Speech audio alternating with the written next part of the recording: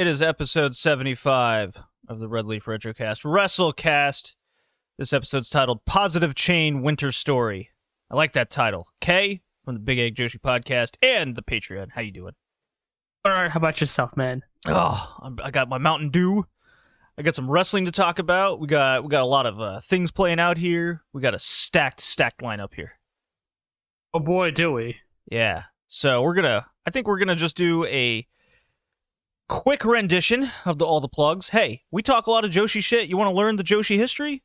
Go to the Patreon.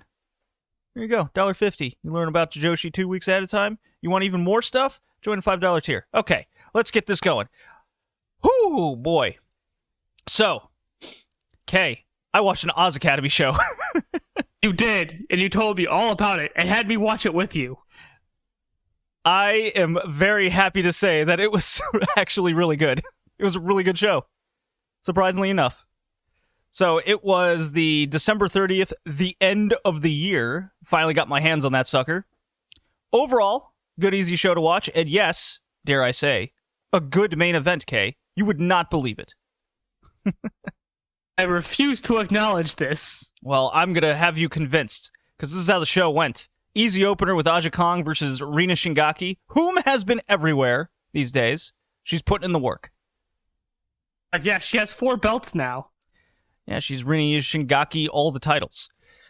There is a story developing between Sekigun's Maya Yuki and Yumi Oka. So there was a trios match, and they kind of got in each other's way, and they're going to have a singles match, which I believe has happened, but I have not been spoiled on it. So that's actually kind of exciting. Kay, what is your prediction? Will Yumi Oka do the job?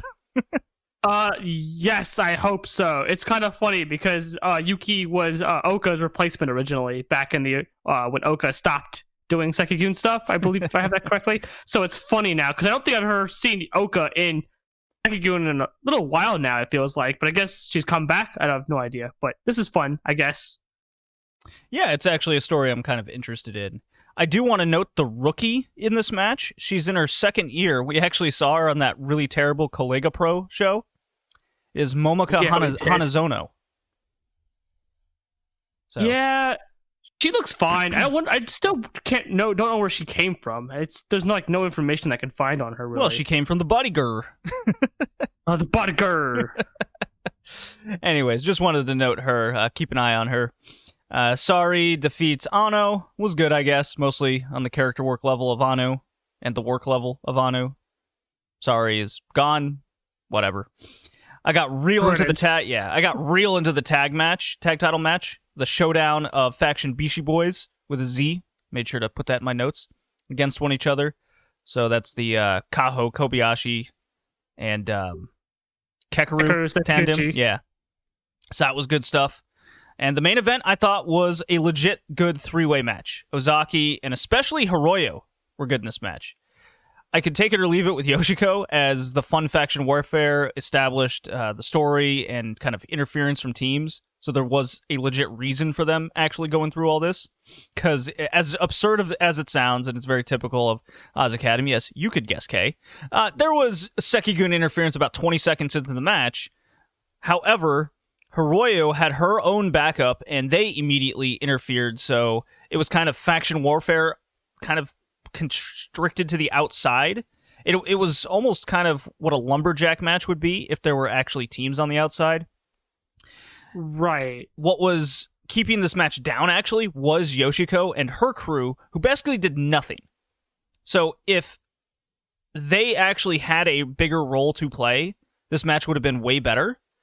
Because I just kept asking myself, why is she in this match? Why is she here? So that was my biggest complaint from the match layout perspective, and the ending sequence of all the mist and the near falls really hyped me up. And you'd never guess who won, Kay. Oh, is it Ozaki? Ozaki did indeed win. I got some good group pictures. Has a name.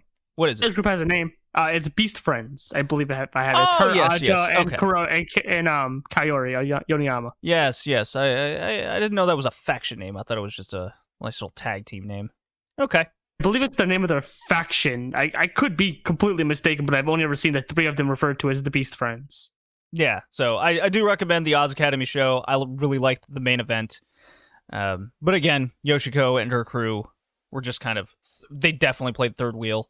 Not really needed in the way the match was laid out. Ozaki took them bumps, brah. It's because she knew she was going over. Well, look, man, in Noah, Keiji Muto just won the fucking title at 58 years old.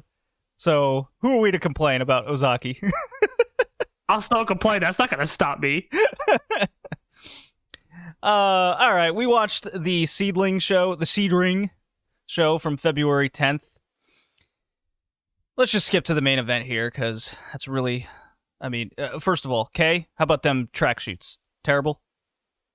Awful, disgusting looking. Yeah, I don't like them either. So the long story short is Momo Watanabe and Saya from Stardom came over to Seed Ring, and Yoshiko's injured right now, but the match was still made of Nanae Takahashi teaming with storied feuding rival that is totally okay now, Arisa Nakajima. And it was, I even timed this, it was 15 minutes of no selling from Team Seedling against, if it was two rookies, nobody would even bat an eye. But the fact that it is a Stardom champion, future, but Stardom champion nonetheless, and Momo just getting big dicked by the old guard. That's really what the match felt like.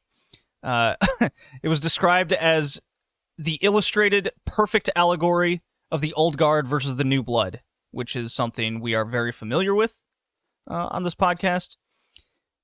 And it's kind of eye-opening whenever there's storytelling involving the old guard, this is the only story they know how to tell. They are incapable of doing anything other than you have to beat the generation before you that will never put you over. So that's where my frustration lied with the match, and I just comically laughed the entire time when the old guard made a match layout of Momo and Ida essentially just do drop kicks and forearms and kicks the entire time, just rookie moves. And now you could look at it where the last 3 to 5 minutes were them actually getting moves in, and there was finally some bumping from the Seedling team.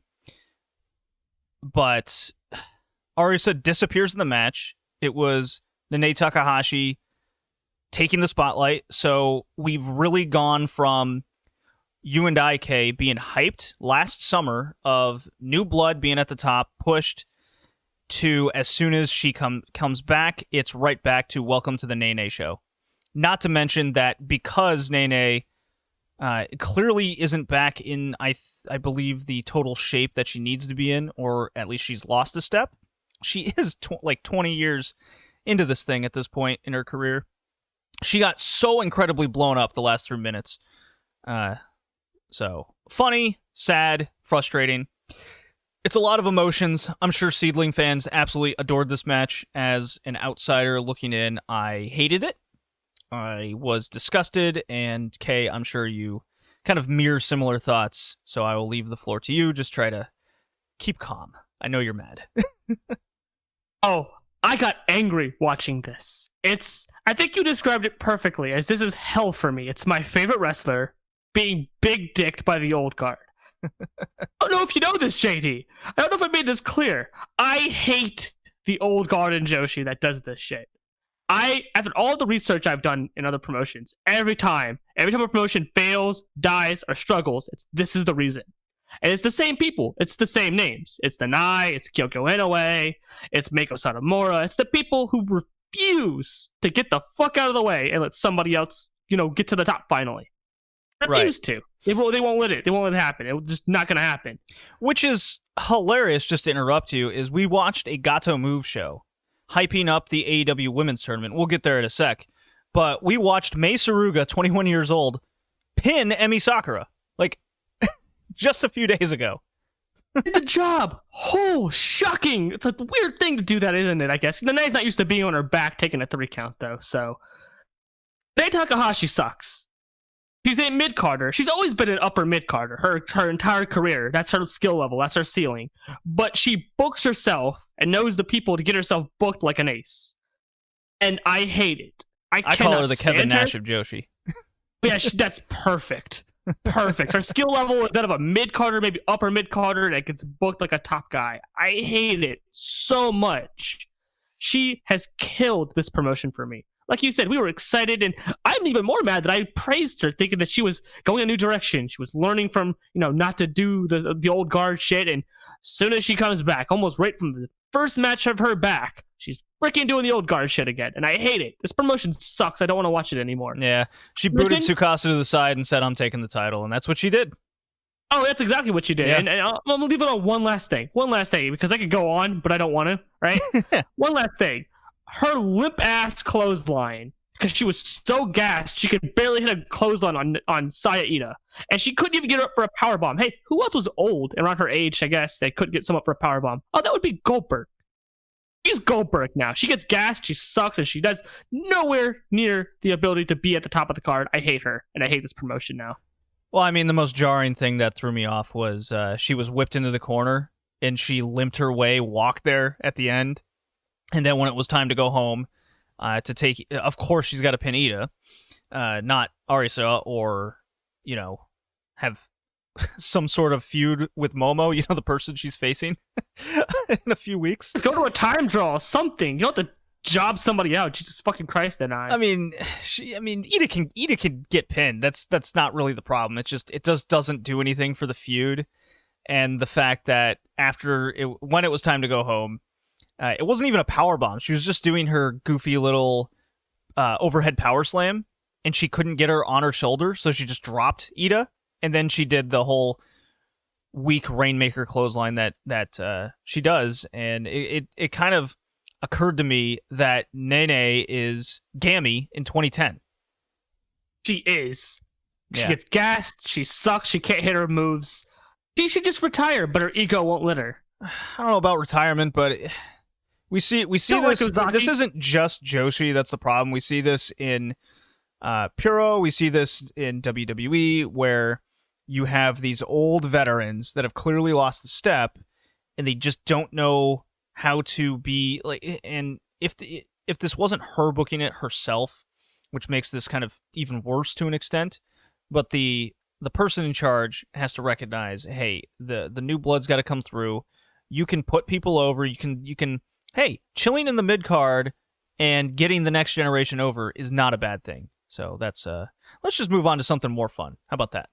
Yeah, let's move on to more fun, happier things. So Actress Girls 51, which was the conclusion of the tag title tournament. Spice Up wins. Tei Honma. Spice App. Or Spice App? I thought it was Spice Up. It's Spice App. Spice App. Okay. By the way, Takase, beast. Nothing new there. That said, double champ Maika Ozaki. It's a good time to be Maika Ozaki, and a damn good time to have both those names. No kidding. But I gotta say, Tei Honma has been a tag team destroyer. We make the joke that it's like calling your insurance company. You want a good tag? You want a good tag match? Call it Tei Honma. You want a good ground game? You call it Tei Honma. She's been on fire the last couple weeks. It's really cool to see. Oh, she's been great. She's been great in Ice Ribbon with the Joint Army. She was great in this tournament. I think I said this from the beginning. This was her tournament to win.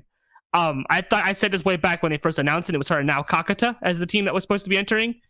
I said it now as her and Maika. I was like, yeah, there's no way. And the first round match, they beat Luminous. They beat Takase and Haruka Misaki. It's like, oh yeah, this team is immediately going to win. And they did, and it was amazing. I liked the entirety of this match. As you said, you want a good submission match, you call Tei Honma. You want some good-ass work rate, you call it Tei Honma. You want somebody to carry Maika Ozaki when she struggles, you call it Tei Honma. Well, we'll get to why Tei Honma was even better in the Ice Ribbon match. We'll get there later in the show. What made this one good, I think, is Maika Ozaki just... The way the Actress Girls work is way different than the Ice Ribbon Girls, obviously. I think that goes without saying. Right, the pace is slower. The pace is slower, and therefore Maika Ozaki she has more time to think about what to do next, and that really benefits her and her skill level And we are seeing a slow improvement in 2021 here with the first couple We are. months. Definitely are. And I'm happy we're finally seeing something from it. Her gear needs some work, though. Even her new gear looks a little bad. But I think you hit it on the head, nail it right on the head there. I think that's why she's always had better actress girls matches than she's had Ice Ribbon matches. Like, I think I noticed that when right after Ribbon Mania, her match with Maya was kind of a downer. But then her match a couple months later with Takase for the actress girls was way better. And I think that's exactly like you said. It's the pace of the matches are different and the layouts are different. So she's able to think and not have to sort of go on the fly as much. Well, all right. Let me play the Kenny Omega drop. Actually, I'm going to play the Sheeta theme because we got some AEW here.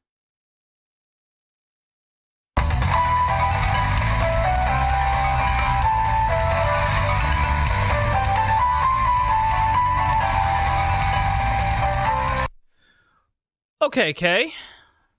I like how that rolls off the tongue. Yeah. We got Beach Break and the show after Beach Break from February 10th to talk about. My Beach Break thoughts was actually on I was so hyped from that show, Kay, that I did a Patreon episode just over that show. My full thoughts. I even compared it to being better than the Royal Rumble in many ways. And hard to do, though. Well, not hard to do at all. I don't think when you have a promotion that's featuring as many young guys as they are. But I was more curious. Like, obviously, I love the show. I have no complaints over the last few weeks of Dynamite. It is incredible what they're doing and pushing young talent and still featuring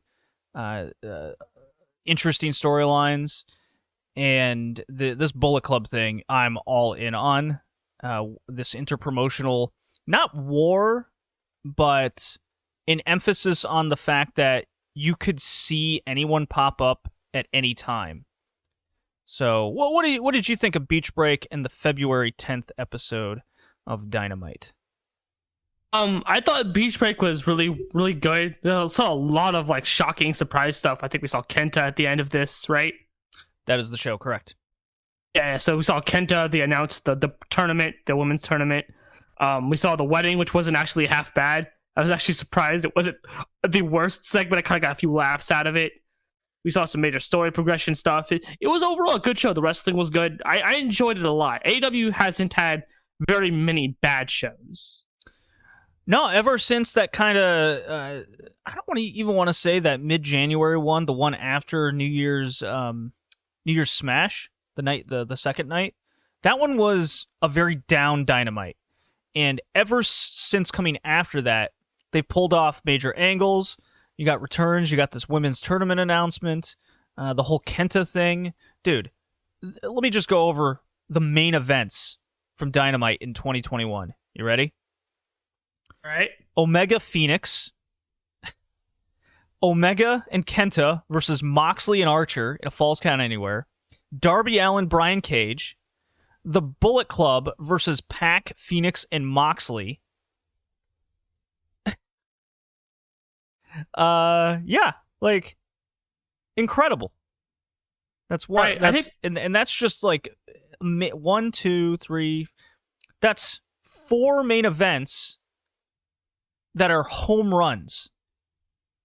Not a double, not a single where you just go, okay, that was a good main event, move on next week. These are memorable things that we've seen. Yeah, I think that's outside of the story progression stuff too that I'm really liking, the stuff with Hangman Page and the stuff with Inner Circle that I'm really enjoying. I think the only down thing I can think of out of any of the shows we'd watched was the Britt Baker Thunder Rosa match being very, very meh. And that me having more to do with Britt Baker, I feel like, than Thunder Rosa. Yeah, there's something about the Western, and I was putting a lot of thought into this. That's why this the American side of the women's tournament is going to be very interesting. It's really had me take another look of how I should look at Western women's wrestling, and it kind of hit me as a fellow Discord member Omega and I were watching TakeOver from last night, which we won't cover on the podcast. I thought it was fine. I'll probably forget about a lot of it. Poor Toni Storm, by the way. she was not the table on that night. Oh, no, she was not. She was a table. She turned out to be the table instead. So we were watching the tag women's match, and we were watching the kind of three-way, and it dawned on us, and it really got me to think back of the Thunder Rosa Britt Baker match. Thunder Rosa works way different than everyone else in Western women's women in the West that aren't Japanese.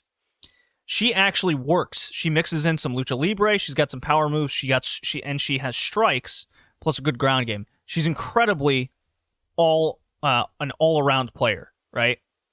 But then you have Britt Baker, Big Swole, Red Velvet, all these names. I'm just sticking to the AEW names for now because, well, we're talking AEW.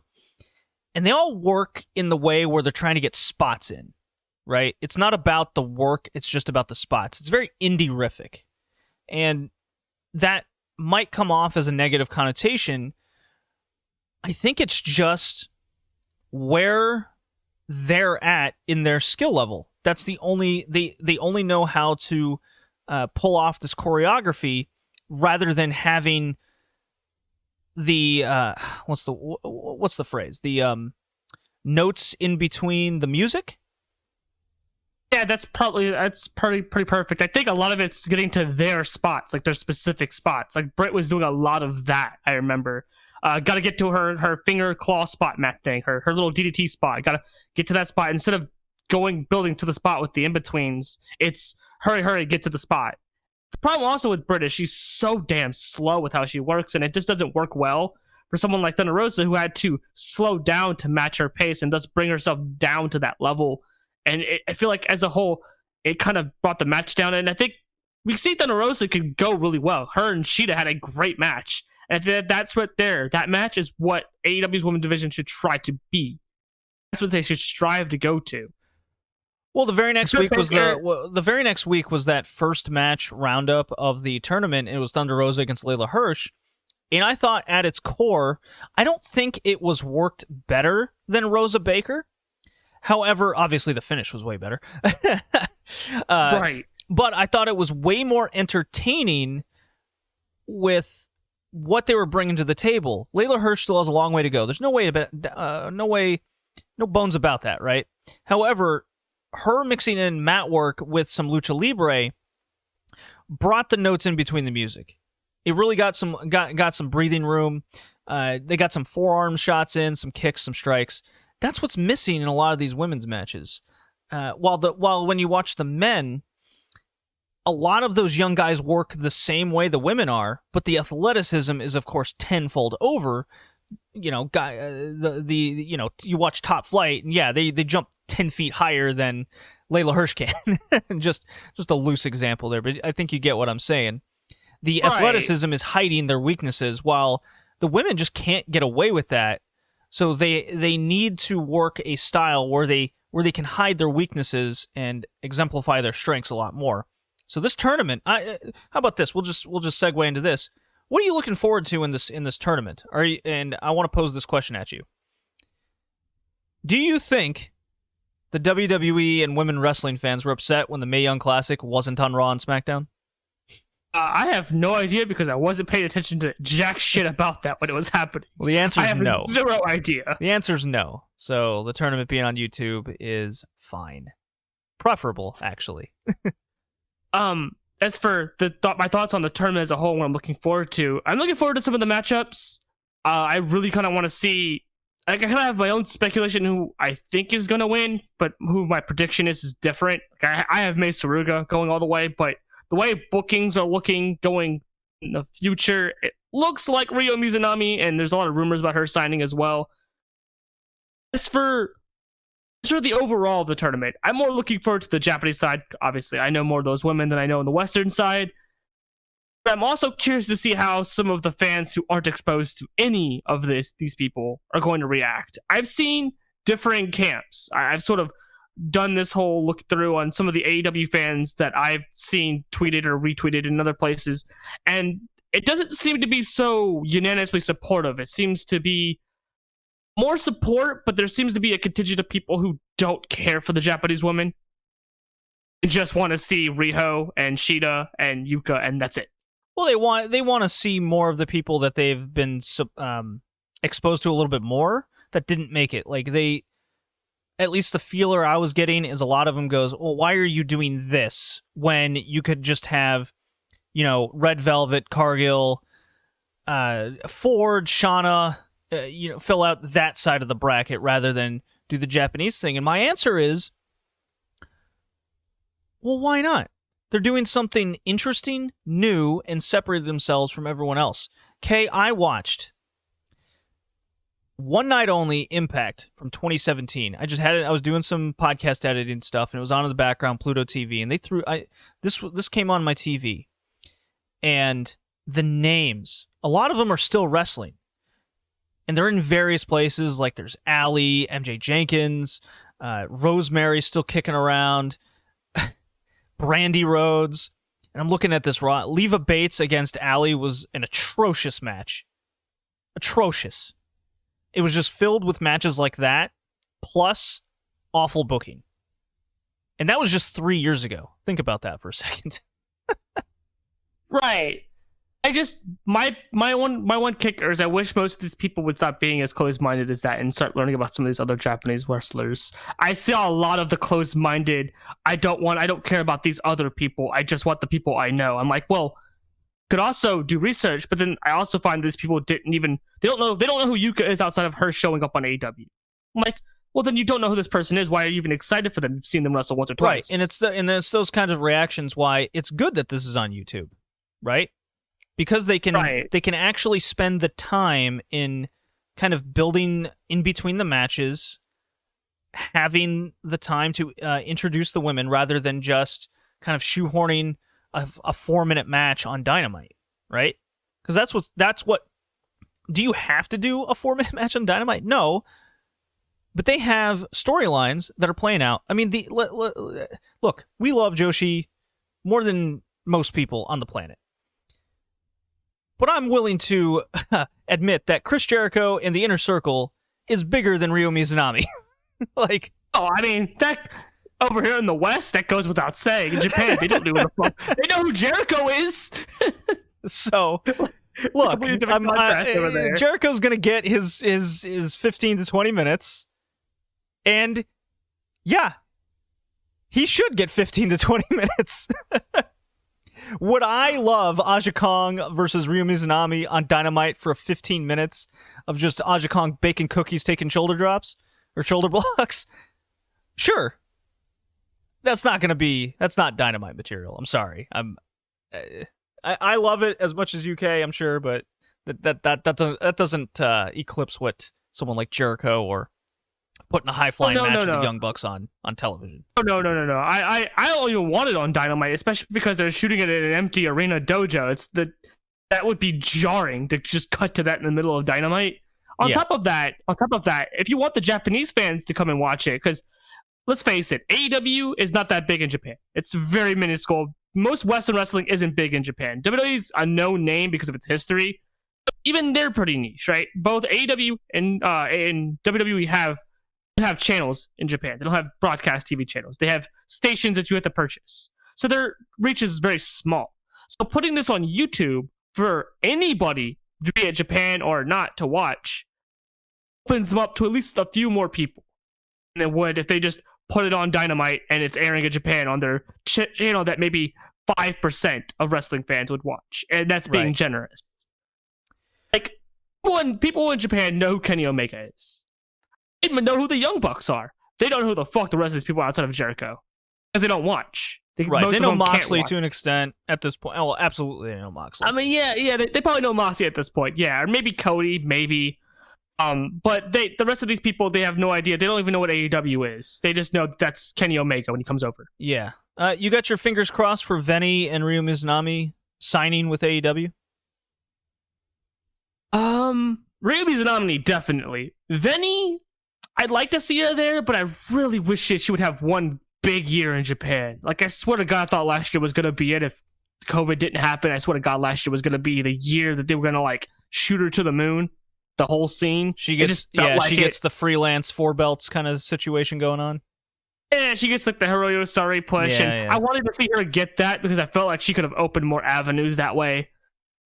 If she goes to Japan, if she goes there, I wouldn't be mad. Be pretty okay, pretty happy with it. I guess for my own selfish fandom reasons, I want to see her have one huge year where everybody's paying attention to her in Japan. I mean, I'm pretty outspoken at this point with freelancers hanging out in like Ganbare Pro with a talent like Veni. Get out of the basement. That's what I gotta say about that. That said, the Inner Circle storyline, I am all in. Sammy Guevara quit. MJF is doing everything he can to just piss this dude off, even in the most just simple ways where Sammy's like, I got a camera here, and MJF still has the gall to, fake record him just to piss him off further, and Sammy's like, that's it, I've had enough of this guy. So he quits, they got turmoil. I'm all in on this story. And then the Bullet Club thing, Kenta's killed it. He killed it in that Falls Count Anywhere match. Archer was a main event star coming out of that sucker. Awesome stuff. Forbidden Door has been open. Yeah. Keep seeing that to the point where it's a meme joke at this point. It's awesome. I like it. It's fun. I'm having fun with it. It's fine. I like making the joke that my Forbidden Door stays closed. My Forbidden Door stays closed. Oh, no. Okay. Let's see here. I'm going to get the... Oh, we got New Japan to talk about here. They ran a couple shows. I'm looking for some sort of drop. I'm trying to get Okada's music. His music rocks. Maybe someday. I'm going to stick with Naito, though.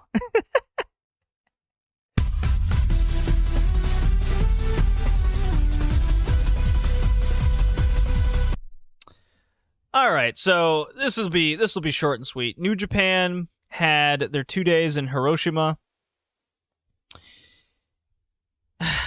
So both shows as a whole, I thought were bad. Thought they were not good. DQ finishes. They had the tag and trios titles on the line. I don't know what it is right now, but New Japan has this obsession, much like Noah does, where they have to have their main events go at least 30 plus minutes. I don't know what is the obsession. That's a major critique I have of Noah when it seems no matter who is in these main events, they have to go this period of time. And I always say that 20 minutes for men's wrestling, and now to the extent while women's wrestling has improved, I think 20 minutes is the standard time for a good match to become great. If the story tells a bigger, better, grander story, then yeah, you can go like Wrestle Kingdom. Fucking Jay White, Ibushi, 40 whatever minutes, 54, whatever it was. Thought it was an epic story that they were telling in the ring. What Sho and Hiromu did was it felt like they just went to break the time for the longest junior defense, which was like 35 and change or whatever it might be. And to an extent, I liked the match, but I didn't love the match. And that's going to be a theme for a lot of these we're going to talk about here for the rest of the cast, at least in terms of the men's wrestling. Even a women's one, I want to say, is it seems like a lot of these matches, when you drag it out for this amount of time or this length, the match keeps up a certain pace and it never kicks out of second gear. It'll either stay in first gear, get to second, you're waiting for it to just click, but it never does. So Hiromu Sho felt like that.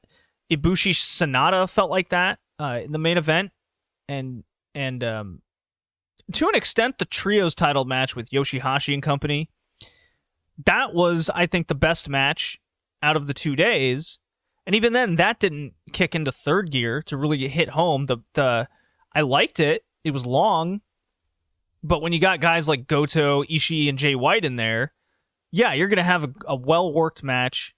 I'm going to be into it. It was easy to watch. But it's just not reaching that next level. That's definitely a theme with New Japan over the last 8 to 12 months, where they're starting to push all these new guys, and there's just something missing.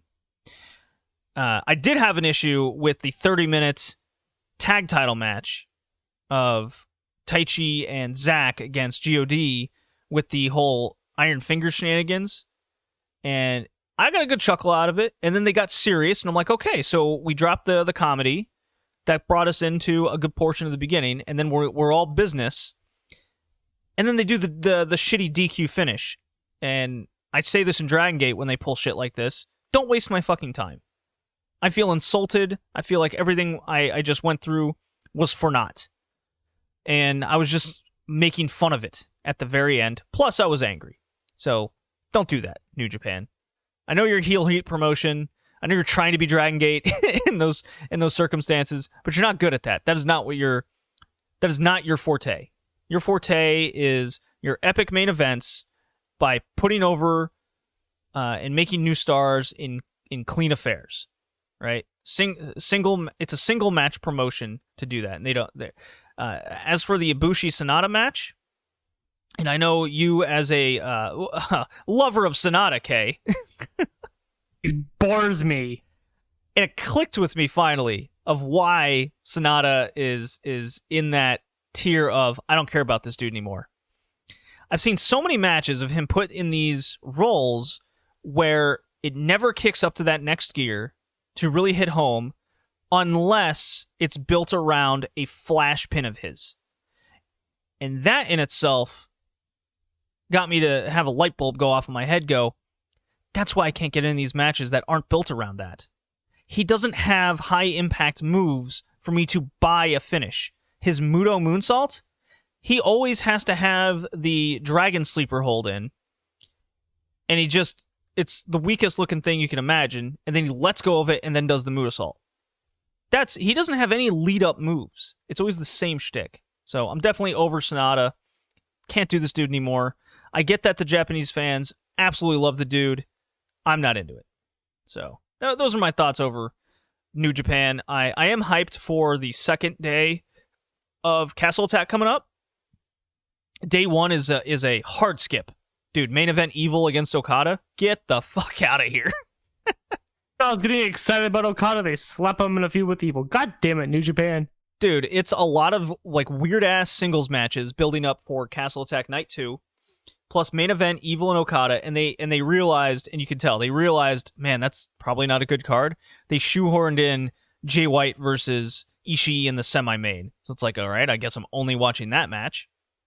And then on night 2, you have Naito going for only the IC title against Ibushi, which, hey, I don't ask for much. Naito's a weird dude. He always seems to gravitate towards the IC title. His whole shtick is he wants the titles separated, and Ibushi wants to combine them. So that's what they're fighting for. Maybe other people need more convincing, better storytelling, but we only have like a week or less until that happens. So I'm down. I hope Naito wins, and then we can kind of move on with the out of this double gold dash era. Any thoughts, Kay? Or you just want to move on? We could just move on. I'm not really feeling New Japan right now. That's fine. Something I was excited about is being pushed to the back. I was excited for Okada, then they put him in a thing with Evil. I'm kind of okay with Ibushi Naito. I've only seen one match of theirs, and I liked it. So I'm hopefully like the second one. And Taichi just... I don't know what they're doing with Taichi, and I like Taichi. That's it. All right. But it sucks, so whatever. All right, Dragon Gate time. Even less to say about Dragon Gate.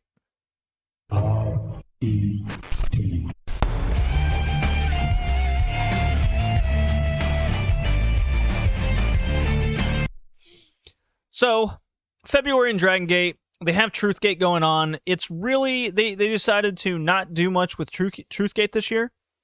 I thought we'd see more storylines heading into kind of faction building, but it seems to be they're going for a slower process and slower build to it all. So February is kind of a chill period for Dragon Gate. They did finish, however, the number one contender tag tournament before really the start of February. I thought the top match of the entire tournament was Jason Lee and La Estrella versus Eita and Diamante, where Eita just took Jason Lee's head off a couple times. That was a cool match. And good match. Yeah, and the winners are Mochizuki and Yoshida. They defeated Ben K and Shuji Kondo in the finals. They get the tag title match against the Bishi Boys of Evil. Douchebags. Yeah, the douchebags. Truthgate did see a new faction forming between Dragon Kid, Yamato, Benkei, and Okuda, so that's a power team. They'll tell us what their name is come March. So we're all gearing up to that towards that big March show. I believe it's Champions Gate. What do you think of Yoshida and Mochizuki with the turn just happening, and then they just go into the tournament and then straight up win, and Yoshida pinning Benkei? That's kind of wild. Think it's too soon? No, I think it's fine. I think they might be trying to shuffle Benkei down a little bit after his match, trying to give him some time away since he had that really wicked concussion. I can see them trying to do that because they can build him up at any point. He's freaking Benkei. But as for them getting this match, I think it plays into a bigger story where I feel like Yoshida, right, is going to turn on his senpai. Yeah. Trying to curry favor once again with RAD. And I can see that being how they play that. I can see him be like, look, guys, look, I want your time. Look, can you take me back, please? I can see them doing that. And that leading to him getting more alienated and hopefully, finding another senpai to take him. I don't see them at all winning those tag belts. I'd be shocked if they did, really. But that's what I feel like that's going. As for the group, the new faction over there, it was that thing said on commentary. Now, granted, I've not seen anything else outside of commentary talking about it. Somebody telling people not to. I don't know if it was specified too, and I still haven't gone back and tried to listen to if it was. Not to let Dragon Kid into your faction, not to recruit him. I still feel like there's something there. There's some story that's going to play with that. I just don't know what it is. Yeah, I think you're right. Something's happening. So I still think something's cooking with KZ. There's something brewing. You can definitely feel it. A lot of it's built behind Dragon Kid and Yamato. Feuding with RAD. Yamato, obviously the big feud between BB Hulk and Kai, and then Dragon Kid with SB Kento and the other members of RAD because of SB Kento. So there's a lot brewing here, and we're just simply waiting for it to play out. So I guess I'll say this. I think this is the calm before the storm. That's what this feels like. Absolutely. Yeah, so the March Champions Gate show, I believe it's Champions Gate. If I'm wrong on the name, who cares? It's a minor quip about it, but Dragon Kid and Yamato are the two to pay attention to. And that's what we're building to. And then Ishida is indeed challenging for the title against Shun Skywalker, so that should be really good. Ishida is training in, I believe it's Taekwondo or something, so we can keep Shun Skywalker grounded. So I love kayfabe shit like that. It's cool. That is very cool. I didn't know that. That's some good stuff. I think that obviously I don't think he's beating Shun Skywalker, but I think that loss is gonna play still into the RED faction shift. I'm excited for it because I can't wait to see Eita get kicked out and turn face, because that's where I think it's going. All right, with that, let's talk some DDT.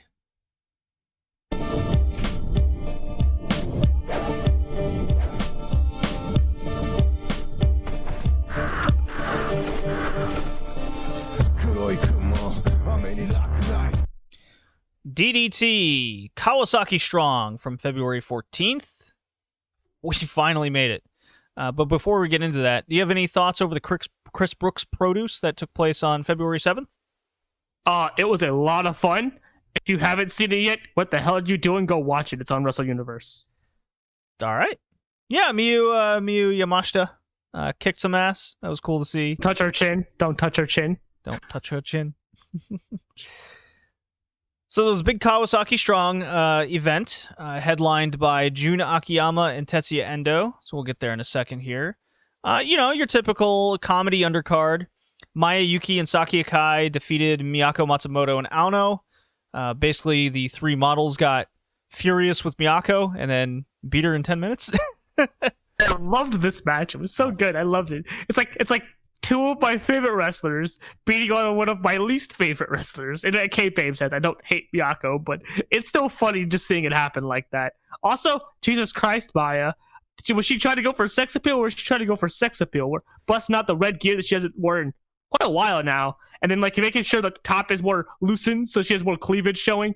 Jesus Christ, Maya. Yeah, she had a little bit more bounce than usual. Yeah, they were all the women were. It was all about being the model Joshis. That's what the match was.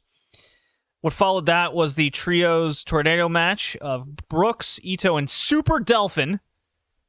A lot of Super Delphin nostalgia in this match. I love it. They took on Keigo Nakamura, Mao, and Mirai Mayumi. Mirai getting a big role in the 16-minute match. Boy, did she look good. Yeah, she not only looks good, but when we get to the TJPW show, she debuted new gear, and her new gear looks like, I think I said it looks like Kagetsu's gear almost. It looks very similar, but she had a new hairdo, new look, and she looks like a star. I like that. Yeah, and she can hit the ropes really fast. She's got good movement to her. And then Maki Ito actually was the one that got the pinning Keigo Nakamura, doing the fucking second rope crab walk headbutt. I love it. I also, one of the things I loved about this match is we got some old school Ito shtick with her crying to the back, her yelling at the the ring pole and everything, the ringside pole and everything. This is stuff we don't see in TJPW much anymore because Ito's characters sort of evolved past that within the universe of TJPW. She's no longer the comedy crying to the back sort of deal anymore. She's just the brash, flip you off, sort of challenging people with more confidence now. So seeing the old Ito shtick of her crying and tripping and falling on her face and everything, I kind of could laugh at it. It's nice to see that every so once in a while. The next two matches that followed were big boys slapping meat. Hiroshima teamed with Okabayashi. They defeated Higuchi and Yuki Onaya. He's the big dude that looks like he's 13 years old. This dude has lost so much weight. He's getting very much in good shape. So much so that his gear is now like kind of falling off his shoulders. But it was just a bunch of big dudes doing big dude things. So that was fun. And the 8-man tag that followed after that, All Out versus Damnation. The return match of Yuki Ino. This was the Yuki Ino is back match. And it was thick boys doing thick boy things, doing all kinds of suplexes, big chops. This match absolutely ruled, and it's building towards Yuki Ino versus Yuji Hino. Mission accomplished. I love this. This was my second favorite match on the night. Definitely go out of your way to watch this match. Did you catch it, Kay? Unfortunately, I was not able to catch it in time. I will go back and watch it, though, on your recommendation, because you've talked it up quite a lot for me since it happened. Yeah. Great 8-man tag. Universal title match, Yuki Ueno defeated Yukio Sakaguchi. 17 minutes? Hey, I really like this match. This was my favorite on the show. Yuki Ueno is against Yuki Sakaguchi. Sakaguchi, notable shit kicker and shoot fighter type gimmick. So Yuki Ueno, his shtick in 2021 right now is training to defeat his opponent's specialty. So like he took on Shota, who's the indie Gambari guy. He's like, oh, I'm going to do my indie shit against you. We didn't like that match. We thought it was pretty boring, but the story was told there. In this one, Yuki Ueno trained with the MMA guy in DDT. His name's escaping me right now. Forgive me.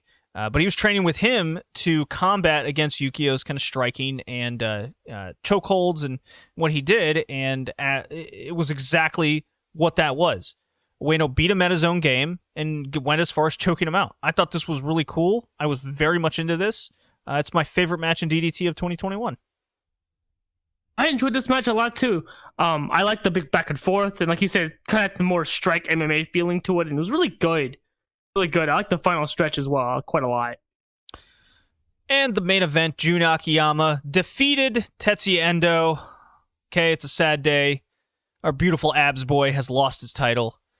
But, to be fair, the story was told for this to happen over the long term. I thought the match was good, but it definitely didn't reach that next gear to make it great. I think the problem, for me at least, because I went back and tried to watch it a second time, I just didn't get a chance to finish it because I got so checked out watching it a second time. So it's definitely not a match that I could watch a second time after the first viewing. Yeah, not right now, that's for sure.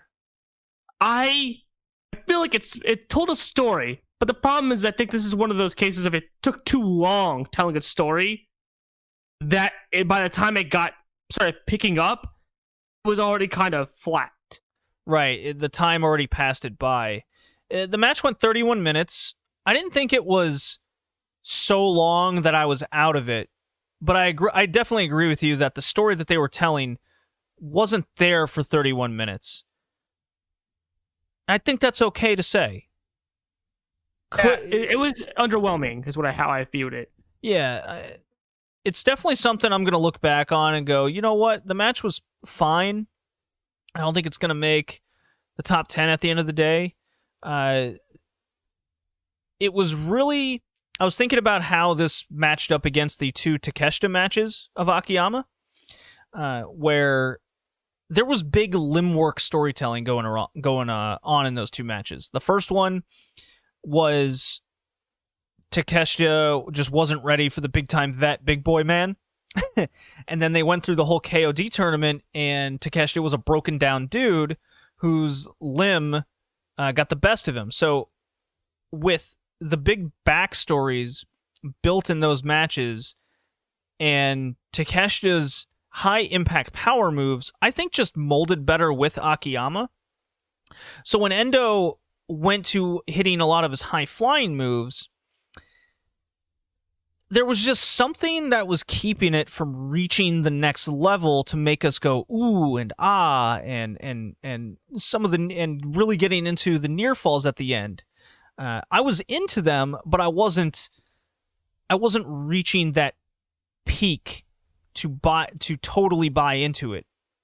So that's kind of what we mean, at least what I mean, when you're telling the story and you just missed that peak at, say, I don't know, arbitrary number, 19, 20 minutes, since I like that number a lot. They could have reached that second gear. Maybe. Who knows? I still like the match. I still like the match. I just think they kind of missed the point. Right. I think their tournament match in the KO tournament was much better. And I think that one didn't have limb work as much as it is, if memory serves. It was more on the moves and them countering and beating, and more of Endo trying to overcome the vet who was trying to beat him down. I don't think this was a match that needed limb work. I think that was the mistake was made. Was the limb work wasn't necessary, because it didn't really, as much as times they spent on the limb work, it never really played into anything. And normally I'm okay with limb work not playing into it, but when it's been done for so long, I feel like it has to do something. Like there has to be some, even if it's minor, payoff to working the leg as much as it was done, and it just didn't play into anything. You could have just cut the limb work and maybe copied some of what they did in that tournament match, and I think the match would have been a lot better. Yeah, it could have been. Yeah, you could have. Yeah, I agree. So, I like Akiyama being champion. The difference between what Akiyama brings to DDT compared to what, say, Keiji Muto and Edge and WWE is DDT has needed fresh top talent with unique personas and styles to him, and him being a super veteran that he is, he's the only one, right? You have Hiroshima, sure. He's your Tanahashi of DDT, right? DDT doesn't have a Jun Akiyama here, so he fills that role. There isn't 2 or 3 of these guys here already.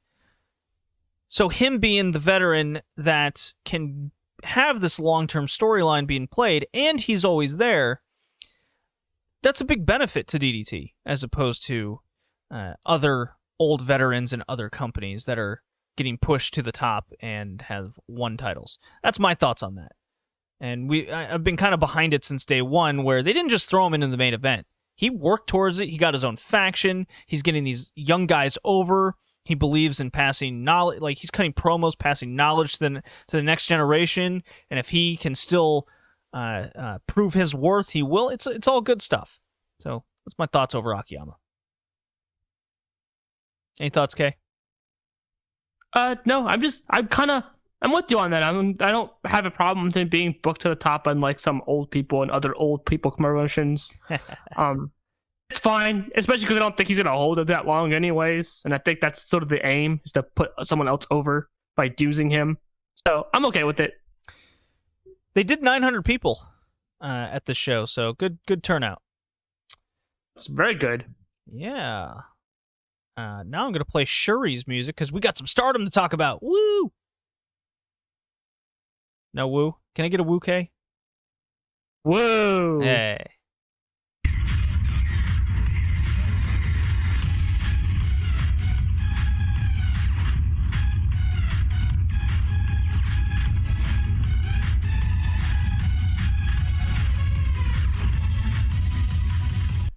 I really like Shuri's music, and she's a star in this promotion now. It's so cool to see. Oh yeah, like her signing with them was great, because I think as much as, even if she was a freelancer and was still working at Ice Ribbon, I think she still would have been a pretty big deal, but not this big of a deal. And I think she's making the SWA belt her own, and I like that, because this belt's felt so unimportant for years. So we got the Toten Donbaba, or whatever that show is called, and the Fallout heading into Budokan. So I got just a list of topics here rather than running down shows. You have it in front of you, Kay, correct? I do. All right, so I'm just going to ask you these questions, and you can kind of fill in the thoughts.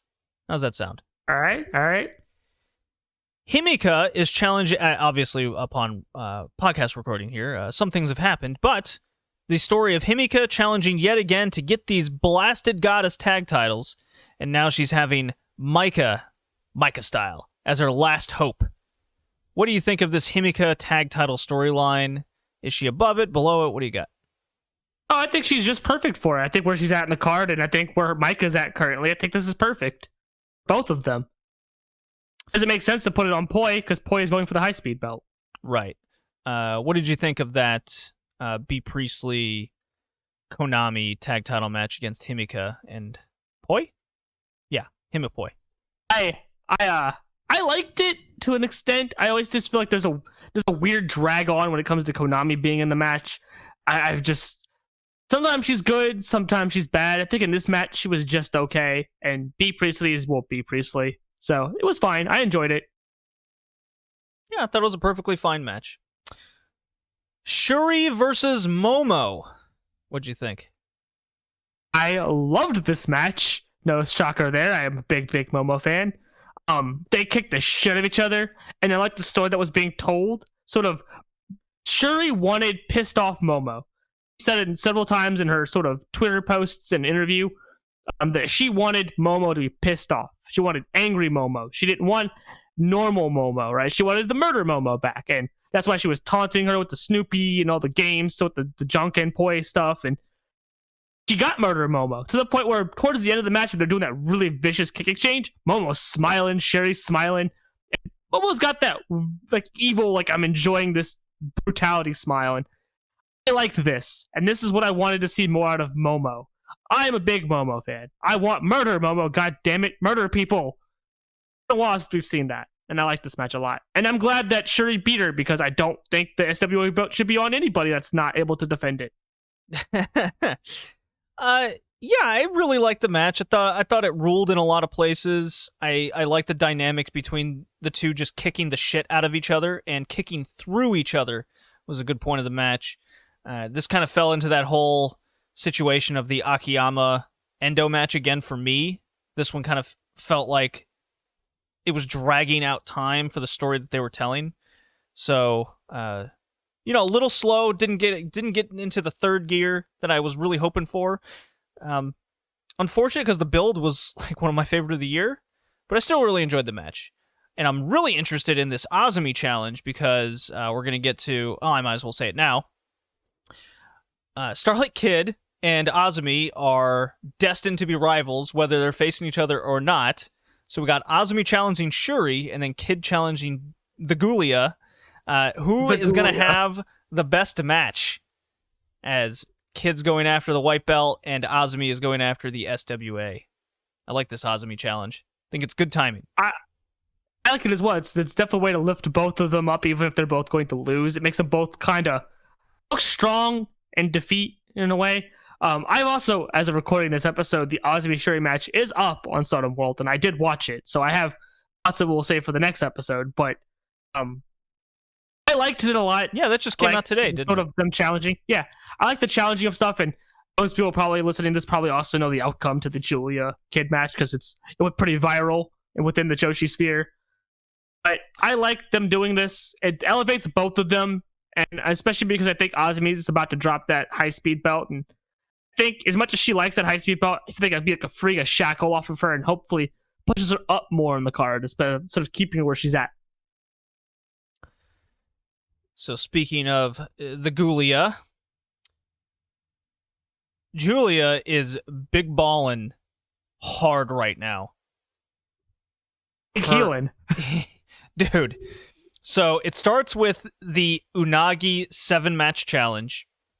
So they're making a big story out of Unagi and coming over from Tokyo Joshi Pro. Maybe she's not the strongest wrestler in the world and she needs to get better. This was after Tam kind of got big dicked by Julia. Just Julia saying, I don't want your challenge. They go over the course of a couple shows. Kid interferes, and she's got this new cadence to her promo that really oozes more confidence with her. Really a big fan of that. And Tam is just kind of in the background going, well, what the hell? I still want this title. And Julia kind of senses that, well, I want to be at Budokan, and I'm going to stuff Unagi, and I'm going to beat the shit out of Starlight Kid. Julia is the best heel in Joshi right now. Quite an amazing feat. Hilarious. It's hilarious. She's the best heel in that company right now, and she's not the main heel they're trying to push as the heel. I love it, actually. I think the word she used, or Tam, is you're boring, make it interesting. Accept your challenge. We've already done it. Make it interesting. Right. I did, yeah, because Tam wanted the challenge, and she goes, I've kind of already faced you before. Kid then comes in, goes, well, doesn't facing me sound more interesting? And you're like, well, wait a minute. Tam beat Kid just, a few weeks ago. It's like, whoa, hold on. Kid has the confidence to want to go after her, and that interests Julia. So it's simply Kid hopping on the opportunity train, if you will. And this upsets Tam.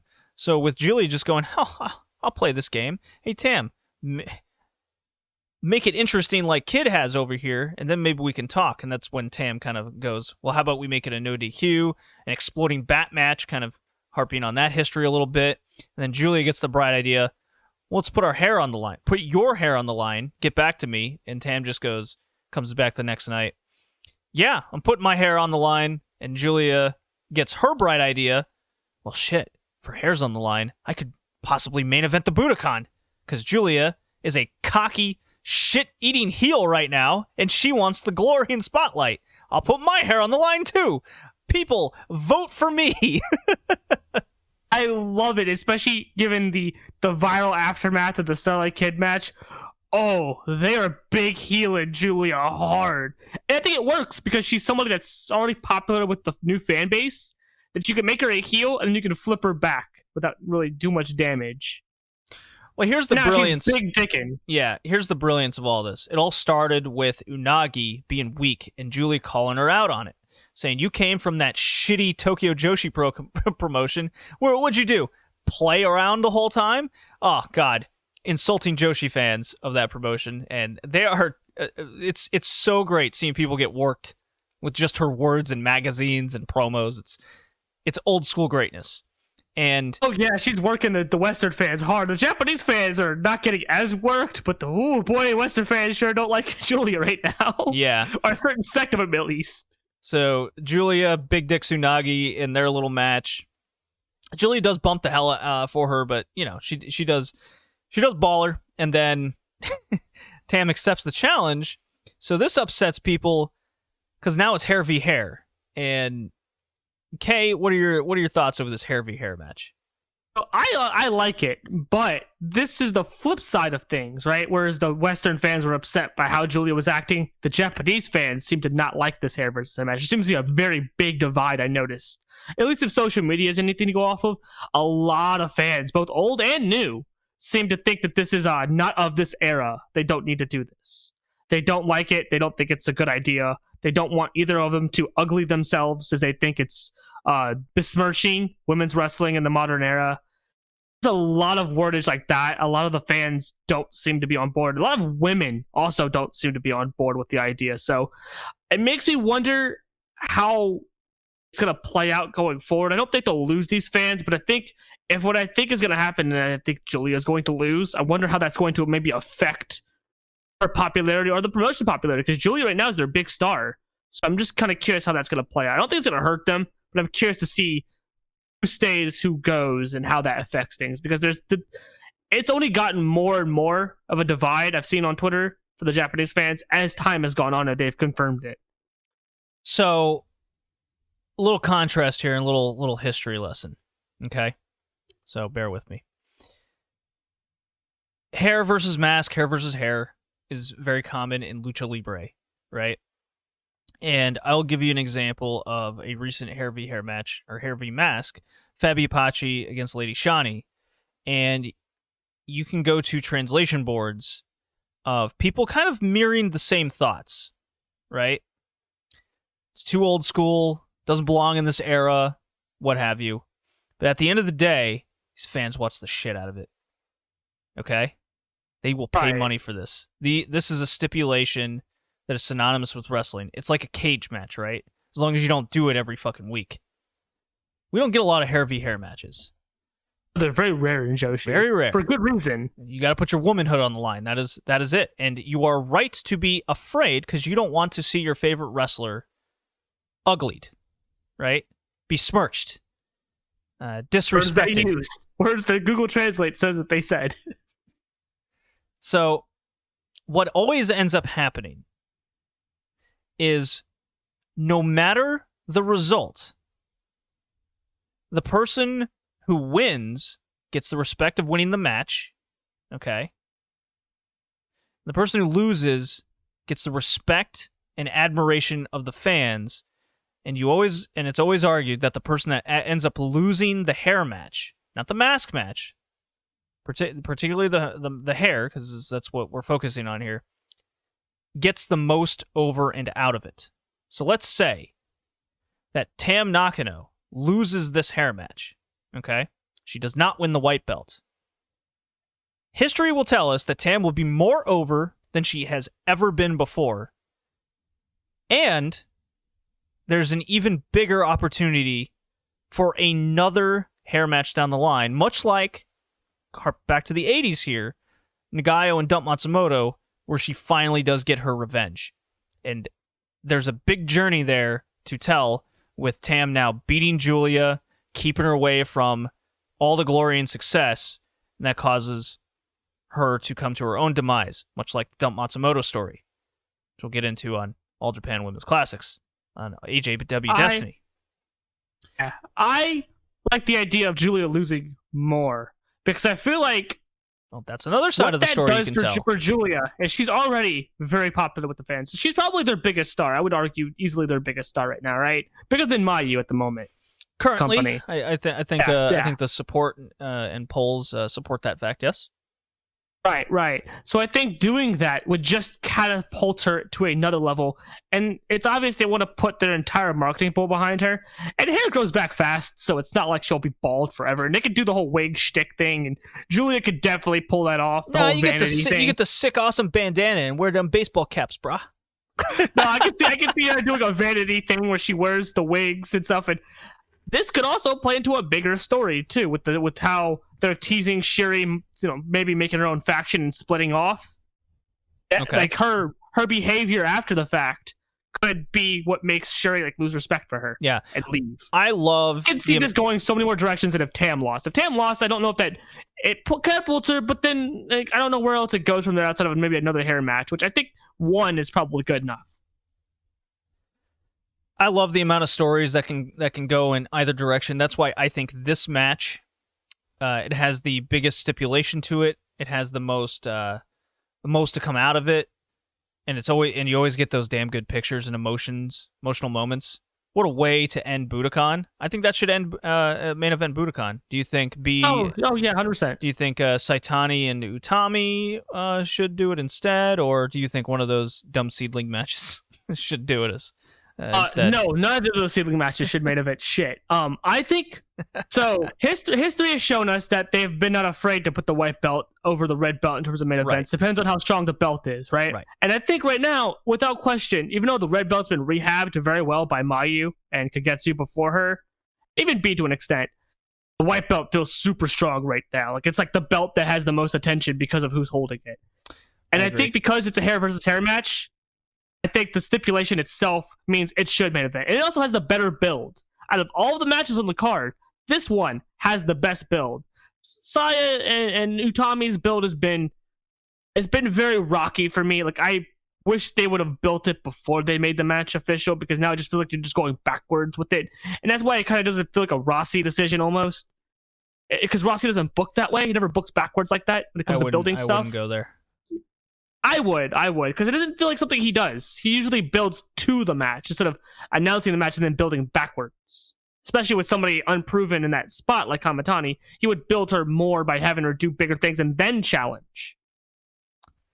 But that's just my own speculation on that.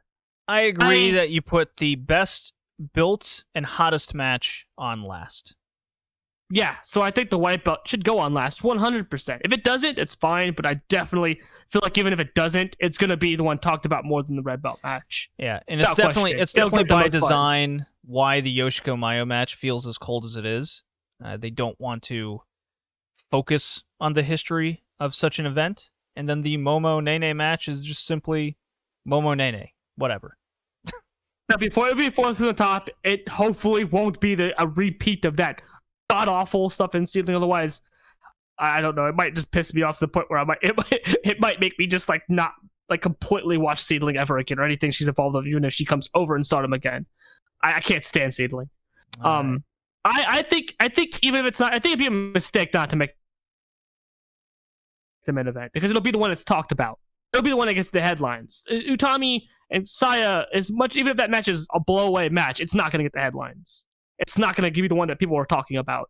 So I think if it'll be shown up if it's the main event. So I think making it the match you watch before the big match would be smarter for booking a card together. And with that, we'll move on to Tokyo Joshi Pro. 世界一可愛いのは伊藤ちゃん。本当の愛を探すんだ。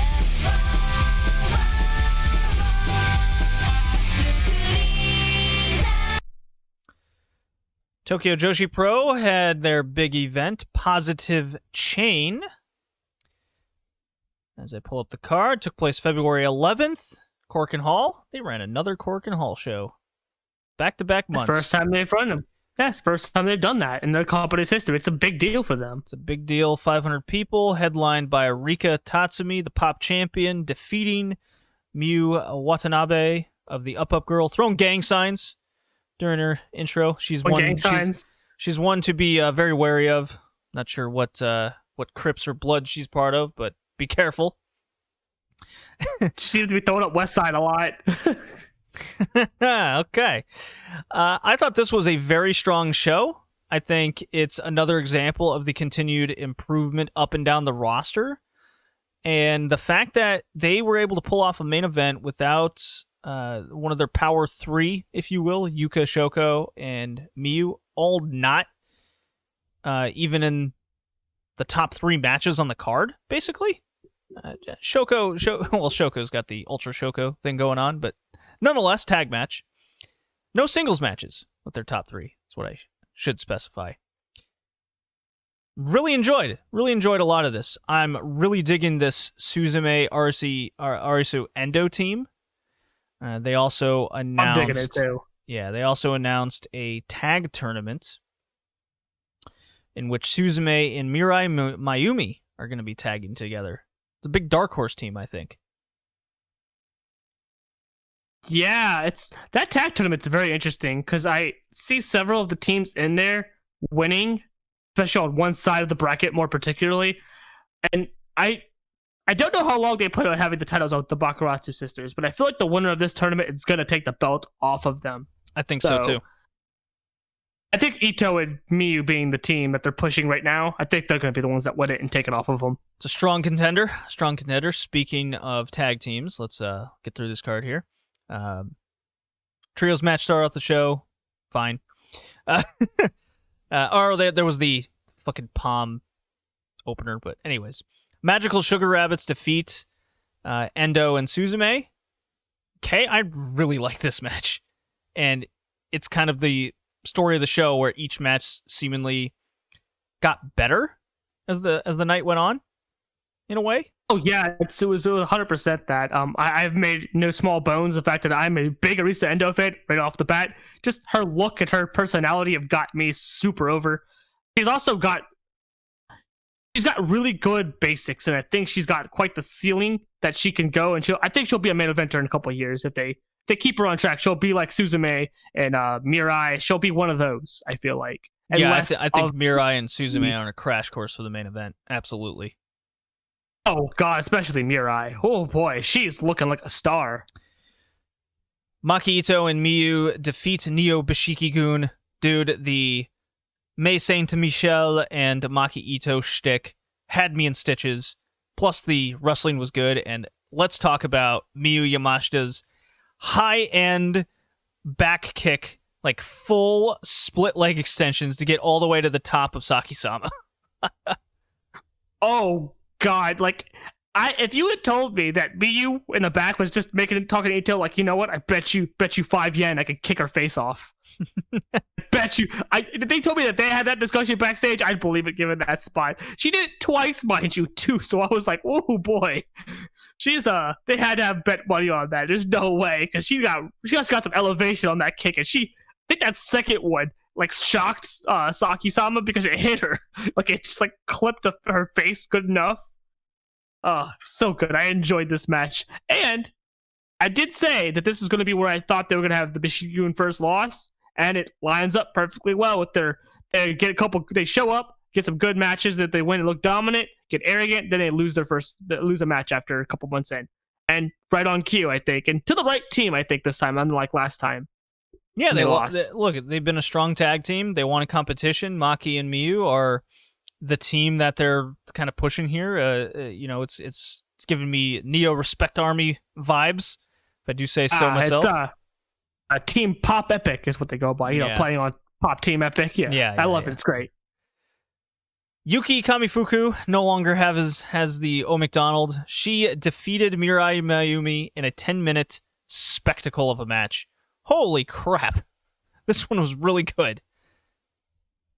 Oh, I loved it. Mirai looked great. And then Kamiyu. God, every time we see her do these sound defenses, she just gets better and better. She looked fluid. She looked good. She had impact, which is important, right? Her kicks were laying them in. Her boots were getting laid in. And Mirai is a star. And I think having the belt on Kamiyu and having this match says a lot for the fact that it seems like they see this talent before we see it. They see these people coming up and they see it before we all start acknowledging it, and they start putting them in prominent positions. I think the same thing happens in the main event with Rika Tatsumi, where I thought when she came back from her injury, she looked very shaky. She wasn't consistent. And then they give her a title match. She wins, and she's looking like the best she's ever looked. So it's something that they see back there that we don't get to see until this starts happening. And I kind of like that. It's good eye for talent. A good eye for people on the up and up, too. Bakuratsu sisters retain the title against the Joshi Heroes, Masao and Shoko. I love this. Shoko is such a nerd. I love her. She was doing nothing but poses and stuff from Ultraman. Then she does Ultraman Leo, to be more specific. Like, she's doing his hand pose and his kick spot thing. Right? And then she does this whole thing with when they're up on the top rope, she's giving this inspirational speech, like this complete out of a Sentai show. Gotta be careful of that top rope promo, man. That top rope promo. Well, that was the second time she did it when she was trying to do an attack name, and they both kind of jumped at different times. This is like I think she was like Hyper Misao was getting beat up in the corner, and Shoko is trying to give her words of encouragement, and she just goes straight Sentai, love and friendship and bravery speech, and I loved it. It was great. It's so good. The freaking bike, they had, the Hyper Misao bike with the little cart on the side where Shoko has to like walk because there's no wheels. So good. I love this match. It's good shtick. It's good shtick, no doubt. And then your main event, Rika Tatsumi. This is what we were talking about before she even took the title. If Rika was to beat Yuka, we spoke about matches such as this, where you can get your Miyu Watanabes and Mizukis and whomever, right? Whomever needs the extra boost to get to the top. Rika being the main event allows you to build these people up as credible possible winners, and even if they're still, let's say a year away from reaching that level, them getting the experience in main events like this and delivering on top of it speaks wonders for the promotion and its future. And Rika Tatsumi is turning out to be quite the performer in the position she's in. And what a talent from someone I was just not feeling even less than a year ago. It's been a total turnaround. I'm all in on the White Dragon. She's got the Shiro Koshinaka and the Mimi Hagiwara offense behind her.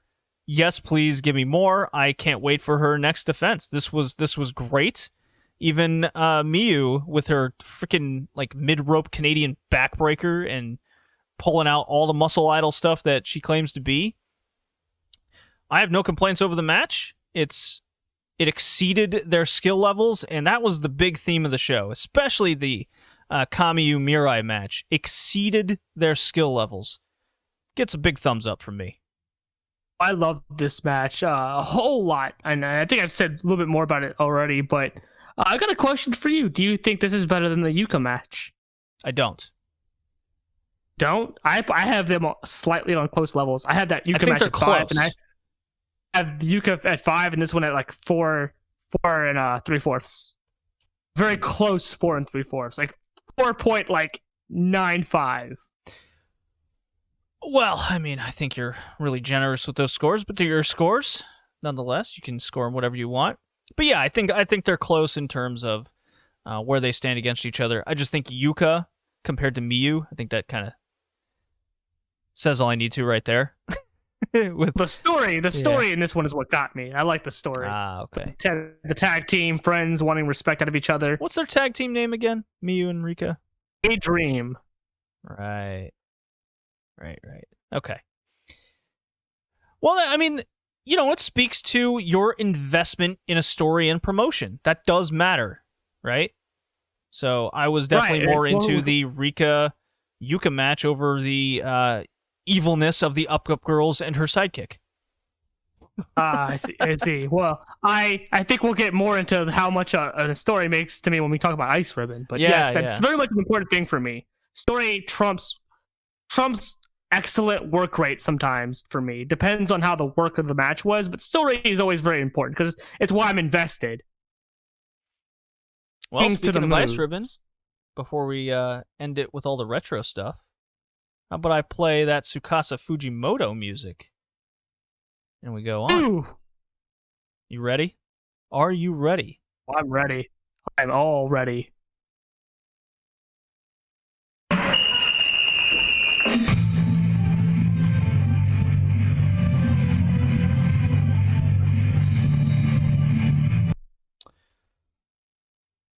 Okay, let's do a Peas League update right fast. So Sure. Last we left off, they only had a couple matches. Since then, as I'm pulling up the 3 Peas Party cards now, I don't think... Did Peas Party 66 air yet? Yes, it did. We watched that. Oh, things are loading. Okay, thank you. No, we watched it. Yeah, we watched it. It was 64, I believe, was the first round. Right? Whatever. Right. Honori Hana defeated Totoro. No, okay, that was the first one. So there's only been one more Peas Party for the Peas League. Banny and Madeline went to a time limit draw, 10 minutes, and then Aoki defeated Yappy, 6 minutes. There was a fun opener with now Ishikawa teaming with one Suzu Suzuki. Perhaps you've heard of her, Kay. It's okay if you haven't. I understand. Sometimes real Joshi fans actually pay attention to these prodigies. Maybe you won't. Maybe you'll be saying that soon enough. They defeated Honori Hana and Yuki Mashiro, 10 minutes. So P-League's going slow. Just something to keep an eye on. I really like the 10-minute draw. And being the fact that they're all kind of rookies and sophomores, gives a lot of credible drama to it all. I'm all for it. Aoki in the lead with 3 points, though. Not sure how I feel about that. Aoki's kind of the least interested person I'm invested in this thing. I second that. But we're here to talk about Winter Story. The real story. Nagoya Ribbon hasn't aired, I don't think. I think they're going to do Skip City here pretty soon. Or I think that came out today, actually. Right? It comes out tomorrow. Tomorrow. Okay. So Winter Story took place last month, but it just aired just like a week ago. It was at Corkin Hall.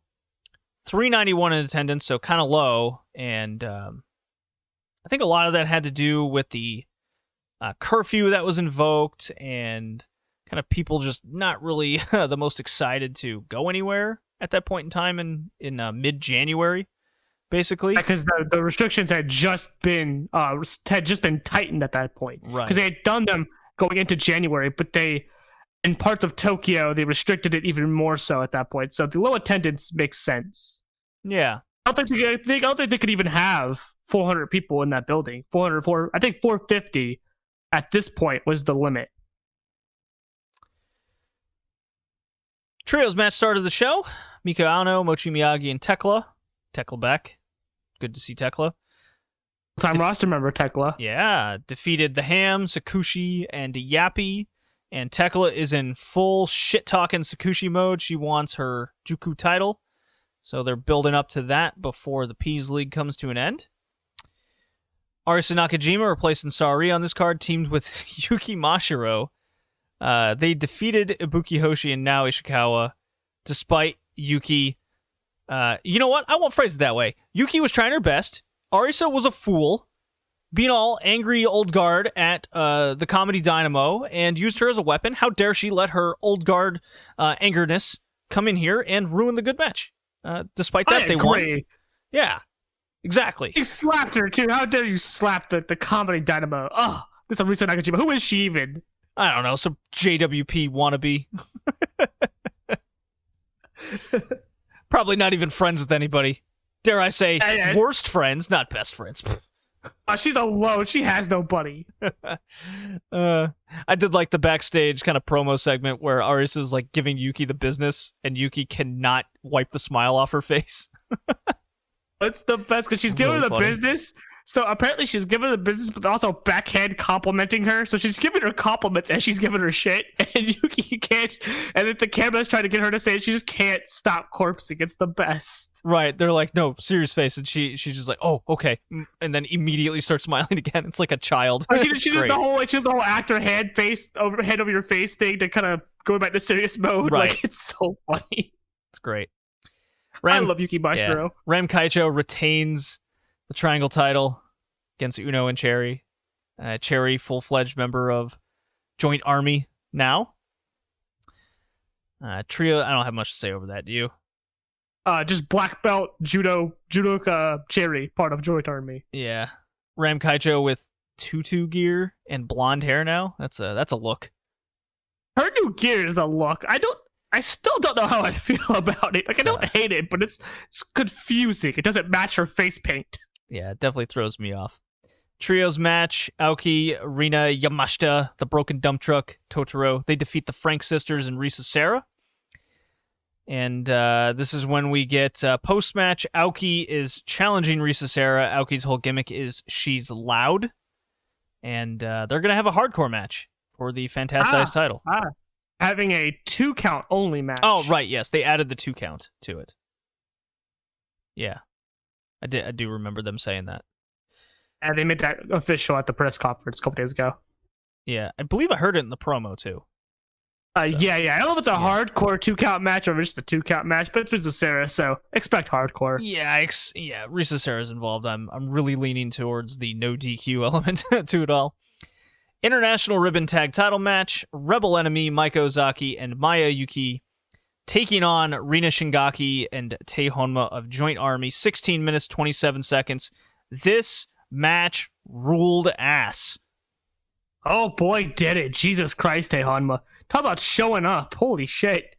Dude, the combination of Honma's just really clicking right now on all cylinders in multi-person matches, along with the high-end skill level of Maya's selling, was really important against a team like Joint Army, where you can see her just moments in the match where you see her kind of shaking her leg out, or she's stretching in the corner, unable to kind of come in and break up a pin, telling the story of Maiko Ozaki getting beaten down and getting grounded, which really helped Maiko Ozaki click more in the match. That's what was missing between this one compared to the Ribbon Mania match we just saw a month ago. This worked on all cylinders. It was able to exemplify the strength of Joint Army doing the ground game, and Maiko Ozaki and Maya's more power element they bring to it, with power moves, and obviously Maiko Ozaki's the bigger one of the two, but them taking out the ace, or the main event Maya over here, really exemplified what Maiko Ozaki was able to bring with her strengths. Dude, even though the match started a little bit rough, by the end of it, I was thinking like 4.25 stars. It was awesome. 3-star easy recommendation. High recommendation.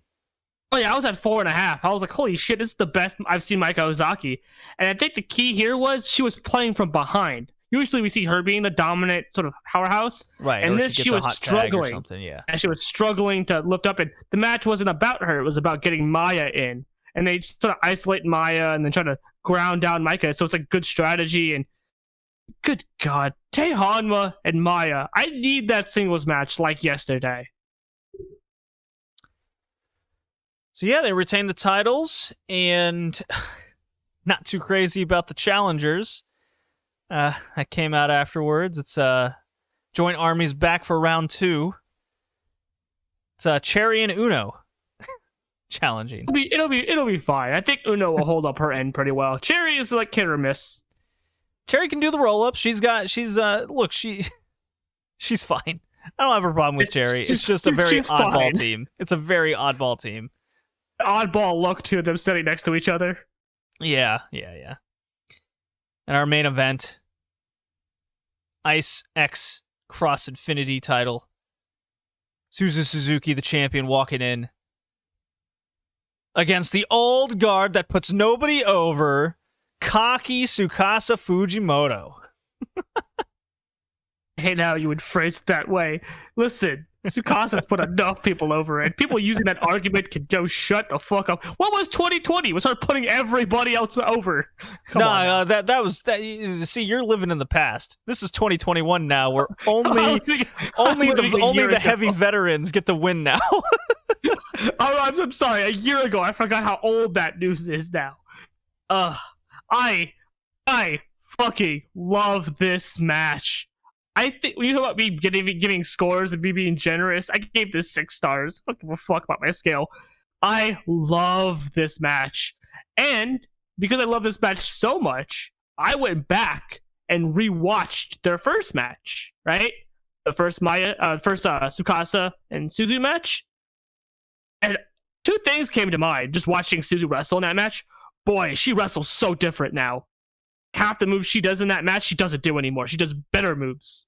She did a lot of springboard jumps to the top, and she doesn't really do that anymore. A lot of kick offense and big moves now.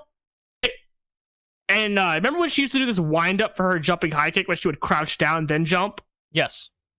She doesn't do that anymore. Notice that, right? She doesn't do that whole shtick the whole sequence anymore. She just jumps and kicks. No crouch down, no wind up. There's a lot of wind up in that match, and I noticed that immediately as well. Yeah, right? everything had twice as much pop and flavor than their first encounter. That's why I really loved it. It looked like two people that have faced each other before, and they've needed to level up since then, and they have. And it just adds to their rivalry. And I really love the story of the entire match being built up for the Venus shoot. And Tsukasa, unfortunately, just had to correct everyone and say it's not the Venus spin pin, it's the Sukadora. So I've been mixing up Tsukasa's moves all these years. I feel so ashamed, but still having fun with the names regardless. Funny because I knew the names, and I think I tried to correct you once, but you kept going with it, so I'll let you have it. I like making up my own names sometimes. But yeah, I love. No JOC hit, which I love because that opens up for another encounter to tell that story further, just like Tsukasa and Maya through their story. And this is something Tsukasa Fujimoto is really fucking good at. Storytelling? Oh, yeah. Well, I should have mentioned this in my Hiromu show review in New Japan. It slipped my mind for the second. It was even in my notes. Tsukasa Fujimoto is like Jushin Thunder Liger. And what I mean by that is the sense of, in order to stay at the top and be at the top, you need to create credible challengers and people that can be in the main event with you on an equal level. And yes, you can still be the bigger star, but doesn't mean you always have to be the bigger star. So time and time again, we see Tsukasa Fujimoto in these long-term storylines putting over a new star. Risa Sera, Mayuki, Suzu Suzuki, and most likely Sakushi in 2021. That's kind of where we can see this going towards. Long-term story elements. You can even say Hiragi Kurumi at one point in time. And we'll probably do it again down the road. 100%. I just want to say one thing since I've watched that match. So in that first match, she goes for the Venus shoot twice. Misses it both times, right? She goes for the Sukadora. She gets it, gets the Venus clutch kick out, right? So she gets one signature move in. She doesn't even hit her infinity the first time. She gets it reversed. The second time she hits it. She goes for the JOC once, and that's what costs her the match, right? Right. In this match, we see her go for the Sukadora twice. Sukadora kick out. Go for the Infinity several times, all kick out. Even Suzu goes for the Sukadora and hits her with it, and she kicks out. I popped so hard. The sequence, like the build of these moves upon their story and how they built off each other, leading to things like Suzu hitting the Infinity herself, just popped me so hard. Everything flowed well. I bought every single near fall, and I was even spoiled on the match prior, and it didn't matter. So I was just so enthralled with the action and story in the ring. Smoothness of these transitions in this match too are fucking nuts. But this match, she goes for the Venus shoot twice, misses it both times. The third time she hits it, right? She goes for the JOC twice, both times gets reversed, right? I feel like this is building to giving Suzu be the person to kick out of Tsukasa's JOC, because nobody's kicked out of it yet, right? Maya's gotten the closest where she got the rope break. Right? And I watched that match too, went back and watched that, and the crowd gasps at it, right? Because it's a big deal. Oh my god, that didn't finish the match. It always finishes the match whenever it hits. I think Suzu is going to kick out of it. I think that's the next time they face each other, that's what's going to happen. I also love the fact that Suzu's run has been defined by two things: her inexperience and guts. What I mean by that is whenever she's faced sort of the more veteran, better wrestlers with more experience, like Sakushi, Tai, and Soriano, she's always been the one on the back foot with some of that. If you notice those matches, they usually get ahead of her a little bit early on, the opponent, right? Because they have the experience. So she's always fighting from behind, and she uses her guts like a shonen protagonist, which is why I keep calling her that. So she's yelling and using her determination to win. And then we see in matches with Haruka where she's pretty much dominating most of the match because Haruka doesn't have the guts like she does, right? I think the perfect opponent to beat her was Tsukasa, right? Because Tsukasa not only has the biggest gap between her and any other wrestler in terms of experience, but she's also faced Tsukasa and beat Tsukasa. Tsukasa's adapted since then, right? Then Tsukasa also has the veteran experience to recognize what guts looks like because she faced Kurumi, and Kurumi had the same thing in her run. The guts, the determination to powering through, right? So she's already faced this sort of opponent before, so she has the experience and the know-how, and that's why she beats her. And I love that was a story that they told in this, both in Suzu's run and in Tsukasa beating her. I love it. And that explains why she was so cocky and confident going into the match. Because she's like, I already know how to beat you. I've already beaten one of you before in Kurumi. I fucking love it. This match is probably one of my favorite matches of all time now. It's going up in that list for me. And I can't see any match topping it this year. This early on, I'm having a hard time. The match is really going to have to reach another level to beat this one for me. Yeah, I came out of this feeling the exact same way I did with Yuka and Mizuki last year in Tokyo Joshi Pro. So for a wrestling match, it's going to be quite difficult for something to top it for me. The only contender I have right now is the Tanahashi Shingo match. And the only thing holding that back, I think, is it wasn't for the company's top title. It was for their third belt. So it lacked kind of that upper echelon of emotional connection, even though it was a dream match territory for me. I think I like this one a little bit more because of the stakes and the history involved between the two. So, all right, and I can't wait for the first title defense against Rena Yamashita because I think that's going to also be a really good match. Yeah, simple story. All of Rebel Enemy have titles, and belts. Rena does not, so she wants it. And old Tsukasa Fujimoto over here is going to take the broken dump truck and put her back in the landfill. Put her back in the landfill. I love it. Tsukasa Fujimoto is 38 years old. She's the fucking ace. She's so good. She just turned 38? I thought she was 37. I think she might be still be 37. I swear to God, I thought she just had her birthday at some point. I could be wrong. No, her birthday's the same as mine. Never mind. I forgot about that. Okay, so she's not 38 yet because her birthday's the same day as mine. Oh, there you go. We both share a birthday. So, hey, I share a birthday with Tsukasa Fujimoto. What about you? Ken Shamrock. Well, I don't know. I don't know how to take that. I feel like Tsukasa's higher on that pecking order for me personally. Anyways, Suzu Suzuki has decided after she's lost the belt, she is going to go on the Risa Sera hardcore journey. I believe there's a name. There's a name for that. You're doing a 7-match trial series of nothing but hardcore matches. Yeah, I believe it's called like the way of the, not the way of the warrior, but you get what I'm saying. It's a 7-match hardcore trial series, and they even got one of Risa Sera's storied opponents that got her over. Kiyomoto, I think that's who it was. Yeah, I think that's exactly what it is. But yeah, something like that. I like this because it keeps Suzu in defeat didn't look bad. She was upset without the belt, but then she wanted to better herself immediately. So she's not, oh, woe is me, I lost a belt. She's like, I lost a belt, I'm gonna get better, I'm gonna take that belt back. As a translation, she said to Tsukasa, I'm going to get better, and I'm going to do a 7-match hardcore series, and I'm gonna take that belt back. I love Suzu. Jesus Christ, she's the best. She is literally a shonen protagonist. I love it. It's so good. Really good, no doubt. And that will take us now into the retro section of the podcast and finishing out. Fun stuff.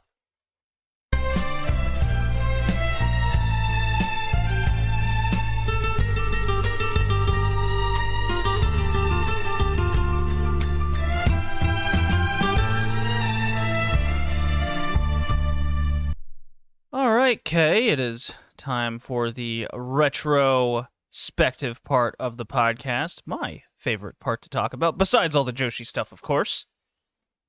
I mean, the All Japan stuff is great. Both the men and women All Japan. Today, we continue our 1990 journey throughout this year. It's funny that when I started this in covering the 80s. I was playing the Manami Toyota music. And now that we're in the 90s, I'm playing the Devil Masami music more. I mean, you probably should be playing Budokan a little bit more, since she's the probably more relevant one at this point. Rabble. Or hey, you just play the NWO Wolfpack, because that's totally relevant too. Oh yeah, we'll get to Superbrawl 9 here coming up. But first, we got All Japan Women, March 18th, 1990, and May 13th, 1990. Last we left off, Bull Nakano had just won the vacated red belt, and this promotion is struggling to catch up to the incredible gap, you could argue, even in the mid-card all the way to the top, and this audience is empty. Oh yeah, it was really shocking, actually, in a weird way, as we went from the one show with Bull winning the belt and everything, and the crowd wasn't exactly packed in there either. Jeez, it's so weird seeing empty seats after going so long not seeing any empty seats. Yeah. I would be mistaken if I wouldn't plug the All Japan Women Destiny podcast that we just launched, with all the old audio being released, along with extra content that starts out every single episode. Kay, you have joined me on the first at least 4 episodes at this point in time. Hope to do very many more. I love talking about All Japan Women, especially going backwards and seeing sort of where you started off and kind of going off of that. It's very interesting to see how somebody so new came in, especially because once upon a time, was so new coming in. We're all new to something, and I'm wondering when we get to this point in time, after going through so much of the 90s, what we will have seen and learned from that point forward. The theme of this show, though, from the March and May, we're just going straight from January to basically middle of the year in one fell swoop. The theme I noticed, Kay, the changing of attires is starting to make its rounds. Yeah, it's very interesting, especially so going in, having on my own podcast, watching the on Big Egg Joshi Podcast, watching JWP around the same time frame. How different their attires already kind of were, and it seems like All Japan sort of sees the changing, sort of how things are starting to change in sort of presentation of wrestlers, and starts to slowly, a bit slower, more slow than JWP, go in that direction. That everyone's kind of got a different look. It's not all speedo. Yeah, we still see the onesie Speedo attire look. We're noticing. We're still noticing some women in the crowd, some cheer sections, chanting for a very specific person on this particular show. We have also inserted an important match in the history of AJW for this particular episode. I'm wondering, when comes the time when they get super individualistic in attires? Because I feel like we're on the brink of that. Maybe when more and more stars start being made and people get pushed to the top. And I'm also wondering when a certain Hokuto, I feel like I've been saying this for forever, since 1988 at least, when's Hokuto going to become the dangerous queen? I feel like we're at least maybe a year or two off from that. As for the attires, I feel like we're going to know once we see Manami Toyota come out in not a black Speedo and comes out in the fucking regal looking gear that she always wears. That's when I think we'll see the change will start being noticeable. We're also seeing the official insertion of MMA into these shows, very much in line with what New Japan was doing around this time.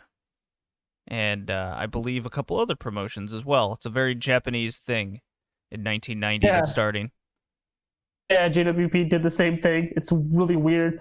I feel like All Japan Women's did it at least a little bit before now, but maybe sparingly. Because I remember we watched one prior. It was very, very bad. It was with Hota, I think.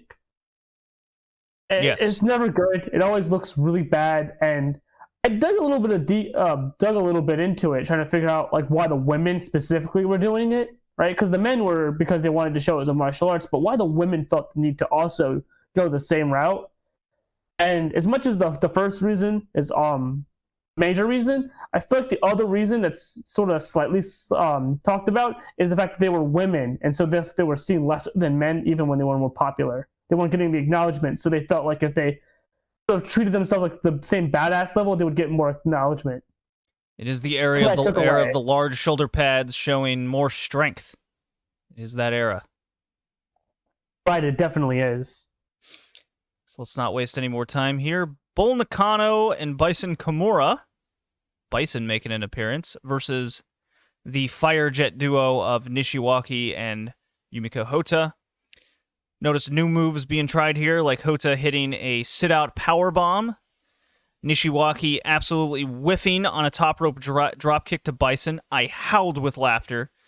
I have finally decided Nishiwaki is not a good wrestler.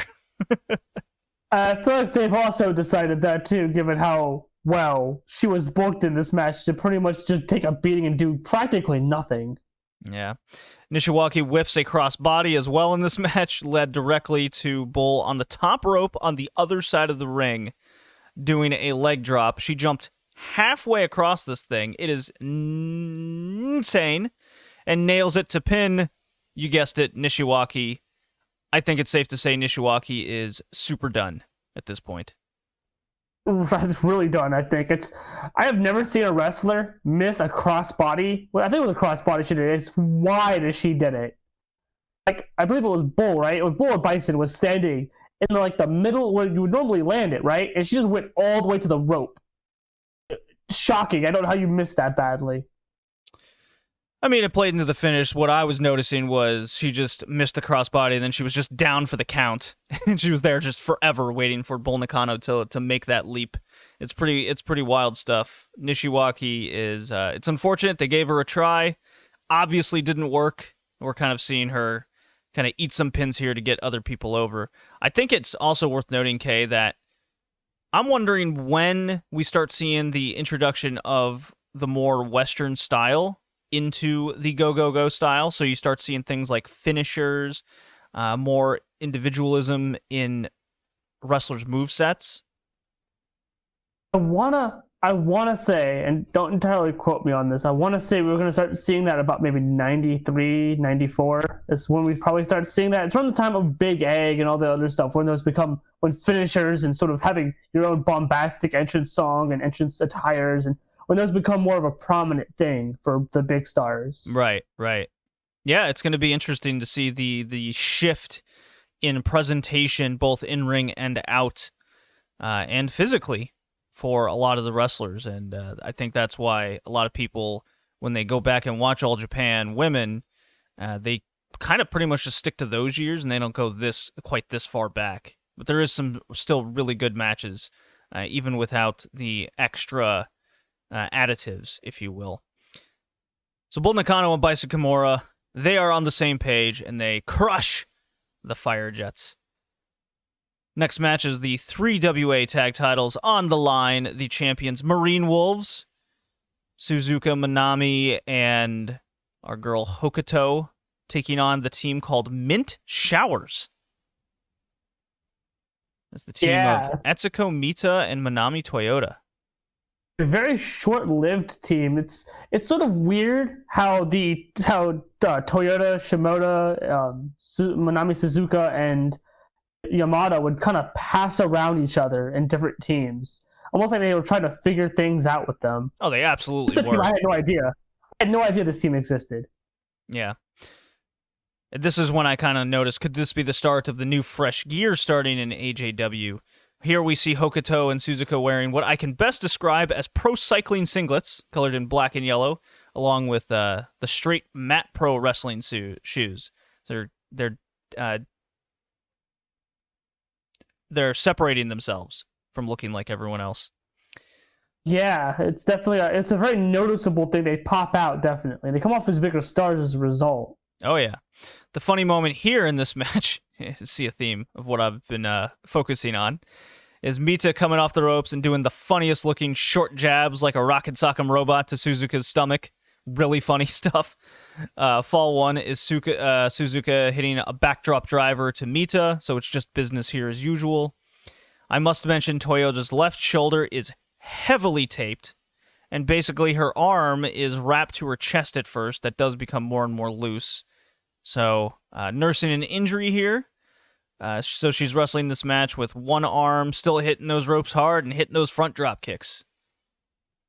Right. I think I don't know if we touched on it here, if we touched on it on the All Japan Destiny stuff, but the idea that if you took time off, you lost your spot. This right here, I think, is a perfect sort of summation of that, given how uncertain everything was at the time, and since they were trying to find new stars, and if you took any time off while they were trying to build you up at any point, you would just be lost in the shuffle once you came back. Yeah, I was also begging the question, the level of fighting through injury from that risk of losing your spot. Could this have been her running an angle? Sure, can't totally discount that, but knowing what we know now in the history of the promotion and what was going on, I don't discount the possibility, nonetheless, of due to just this culture coming into play here. So after a miscommunication spot from the Marine Wolves, Toyota gets the hot tag and rolls up Hokuto, which I found very interesting. Right.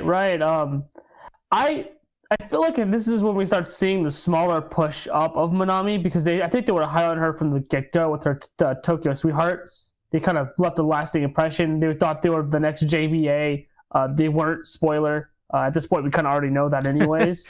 Oh yeah, they're trying something clearly different, sticking her with other people, trying to get her more over. You can tell that she's being very much helped up the card in various ways, absolutely, and getting a pin on Hokuto, whom has become who's quickly becoming a crowd favorite. You can really tell how the crowd reacts to Hokuto hitting the ring, but she's also been around a little bit longer than a lot of these people. And same thing with Suzuka Minami. We'll get to her more in a second here.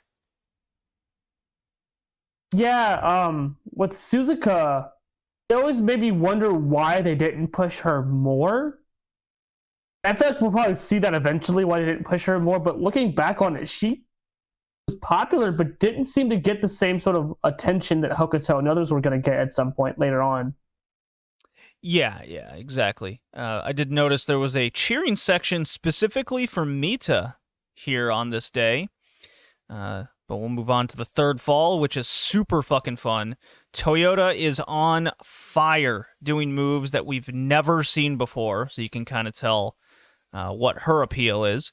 Hokuto is looking very strong herself. This is the best Hokuto has looked since before she broke her neck those years ago at this point. Obvious spots like Germans avoiding landing on Toyota's hurt shoulder. They're actually angling her so she lands only on her other shoulder. So that kind of also gets me to headcanon at the very least that she is actually hurt. Otherwise, they would, target it. You know what I mean? Right. But this match was fun. Hokuto locks in a crazy Boston Crab. She bends all the way back on Toyota for the submission. Just looks super brutal. Big post-match angle here between all four women. After every passionate phrase, they throw the microphone so hard down on the mat. I really laughed at it all. That's I think it was like an angle because I'm trying to remember off the top of my head, but one of the wrestlers was hurt and they had to relinquish the tag belts. I think that was what it was. Dream Orca, right? Dream Orca was the tag team champions before, remember? At some point, yeah, but in the meantime, Marine Wolves have captured the tag titles before this match. Right, but I think that they were running an angle where they had to vacate them because it wasn't the one that came in the ring on the crutches. She was part of Dream Orca.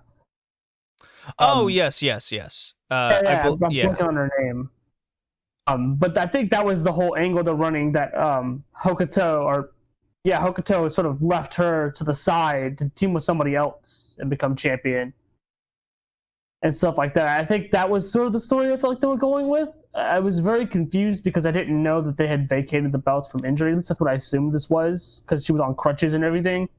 She lost her spot to Challenge, and the people that replaced her in Mita or Toyota, whomever that. Well, I think Yamada's injured actually. Oh yeah, you're right, Yamada. Yeah. So and then Toyota has failed to capture the titles with a new partner. Right. Forgive me. I'm trying to remember off the top of my head some of this. Yeah. Because I remember it was an angle they were running with an injury, so I was just curious to what was going on with all of that. well, they failed nonetheless. Hokuto and Suzuka Minami looking strong in this match and getting a little bit more over, I feel. More on these two later. But first, we get out of the classics here into a match I had to find via the tape trading. April 30th, 1990, all-Pacific title match. Aja Kong taking on the white belt champion Norio Tateno. Now, I put out a feeler on the Reddit and the like to see if anyone else knew of the tape possibility of Bull Nakano and Norio Tateno, the match where Norio Tateno defeated Bull Nakano for the title. And the theory is, obviously, the tape is totally lost to time, but it was also on a show smaller than a Korakuen Hall show. And the fact that Bull Nakano likely got herself DQ'd to lose the title so she can go on and win the red one, which that's kind of the consensus on how that went down, which begs the question for me, why you got to do Tateno like that? Why you got to hurt my soul? Well, it makes sense because they were going to push Bull up the card, so you don't want her to eat a pin to Tateno, who at this point I think they clearly weren't seeing as the next big star. Oh God, no, because this match was a good example of that. Oh yeah, definitely. Like I know you love yourself some Tateno, and I like Tateno as well, but no, they didn't see her anywhere there, and it's unfortunate because I think she was actually pretty good. And at this point, they probably needed somebody like her, but I guess they didn't want to use her. They wanted to try to push up younger people. I have no idea. I don't discount the need to push young talent at this point in time in AJW, but my God, they have, and I feel like I've been saying this in AJW recap terms over the past year of this promotion, that utilizing Tateno the way they have is a gross, not miscommunication, but a gross oversight. Misallocation of her. Yeah. It's quite a blunder because I get what they were going for here. They wanted to make Aja Kong move up from essentially the undercard rookie status, if you will, to a bigger star with beating Tateno, the 80s stalwart that she was. And you can at least I got the feeling, Kay, watching this match, and you can find this match on the Daily Motion page, Red Leaf Retrocast. It's been posted there, that the crowd also is at the point where they know Tateno's retiring soon and they haven't treated her all that well. And Aja Kong got a very, I don't want to say mute reaction, but it definitely wasn't as heated as one might think. The match was made to get Kong over, and it's not as one-sided as it seems on the surface, but damn if it wasn't made to make Kong on this night. Tateno does the Tateno special, aka her crossbody to the floor crash and burn spot. Kong parades her around the outside of the ring, busts her open hard way on the table. I believe Chigusa Nagayo was right there next to her to kind of give that little visual rub, if you will. They always... Yeah, to coin a phrase. You're in the same shot as a real star. So therefore it gets you over more by osmosis. It's a term I've just been seeing so much of lately. Disparaging. As for Aja Kong, before we move on even more, as for Aja Kong's reaction and why she didn't get the heated heel reaction, I want to say it's a two-part thing, a twofold thing. I think is one, she's been pushed up the card way quicker, so she hasn't fully established the Bull Nakano heel stuff. Because remember, Bull's was a slow burn, right? We've been seeing Bull do this stuff for at least a year or two, 3 at this point, right? With Aja, we didn't see any of that. She just almost recently, at this point, changed her name. It wasn't too long ago where she just started kind of breaking out on her own. So yeah, this is really fast, and I feel like I have to bring up a hard question here. And there is a history to it, is she is half race. And there is a history in Japan of pushback on that.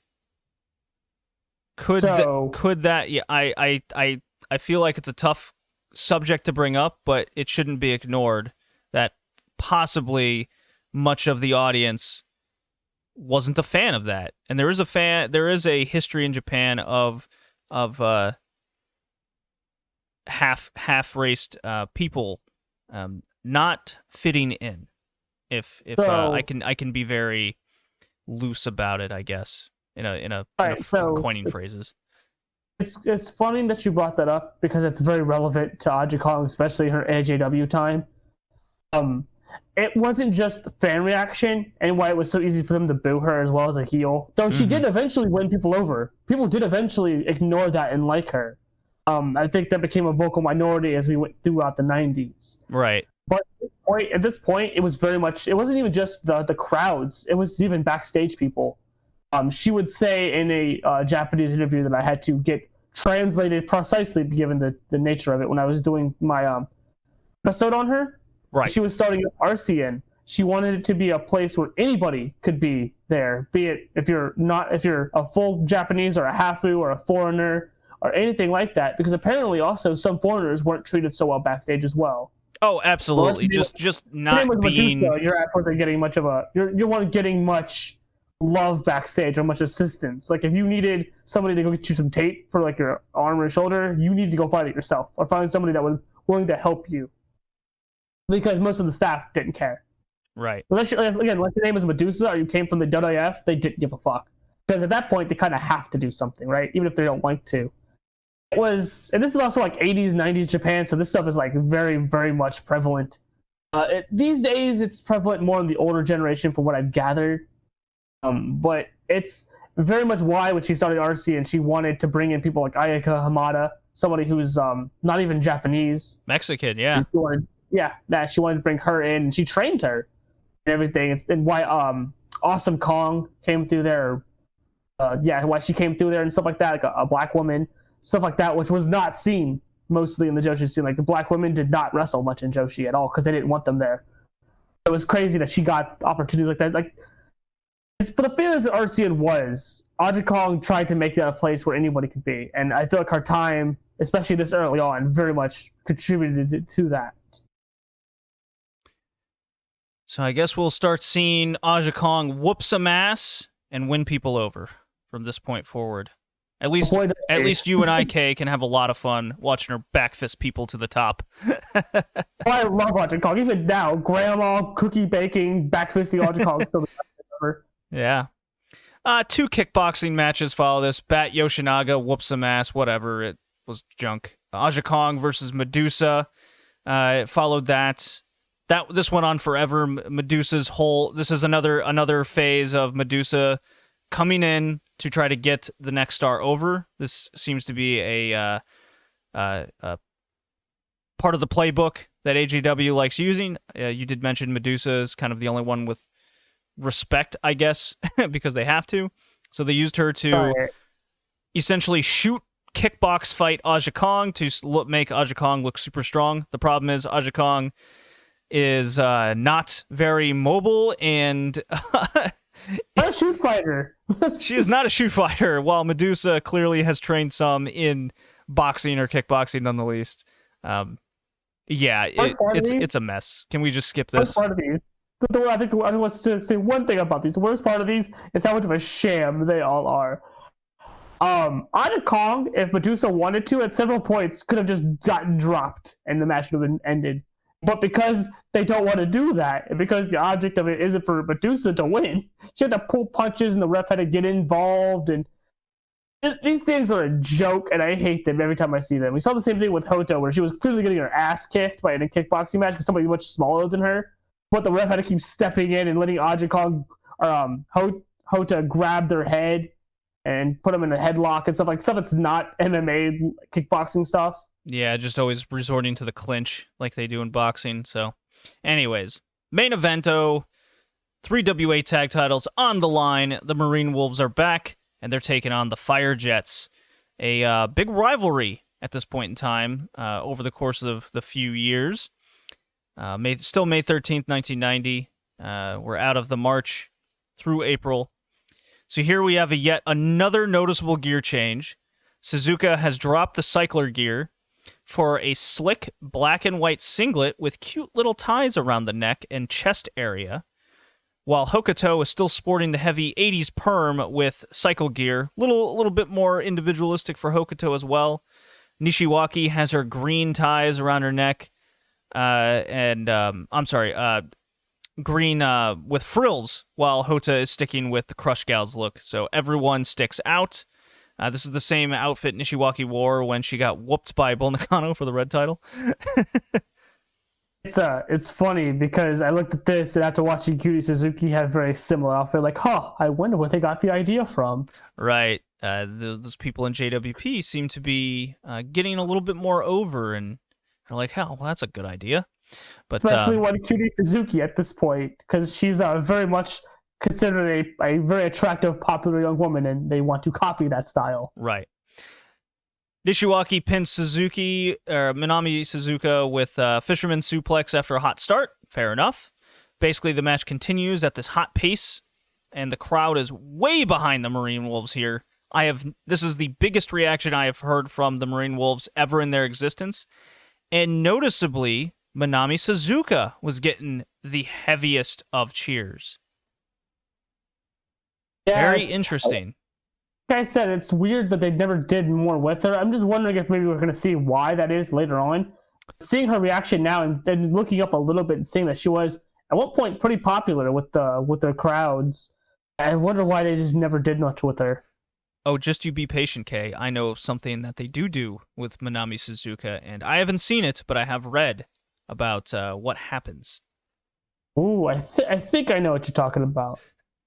So we're gonna start seeing some Marine Wolves pushes in the future.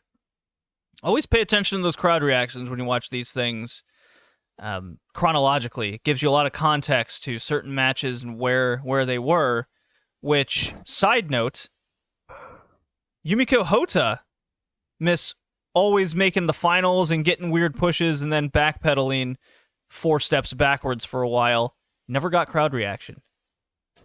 Always strange why they kept making her the pin eater in big matches. Anyways. Well, I think it's a lot to do with they don't want the fans of Chigusa don't want Kmart Chigusa. They want Chigusa. Here's a side thought. Is it possible that because Hota had the clear kind of kickboxing background, the Chigusa looked to her, that maybe management and even Nagayo herself, because she's still sticking around for all intents and purposes at this point, they clearly, I think, have a hope that she's the next Chigusa Nagayo. Management definitely wanted that. Clearly, why they keep pushing her. As for Chigusa, I don't know how much input she even had at this point. I think Yokota was on commentary prior to her, but Yokota was also in the dojo training people. I don't know what Chigusa's doing at this point. So as soon as Chigusa retired, they stuck her on commentary, and we haven't seen Yokota since. Right.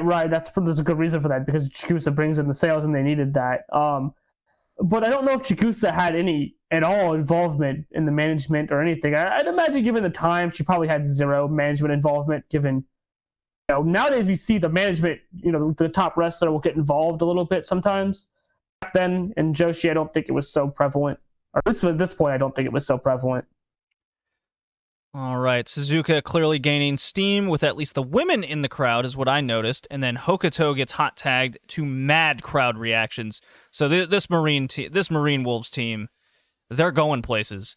Suzuka Okada rolls Hota for pinfall 2, and this is when the match just goes. They pick up the business here. Stereo dives to the outside on a pile of people from the Marine Wolves, inspiring AEW wrestlers decades later.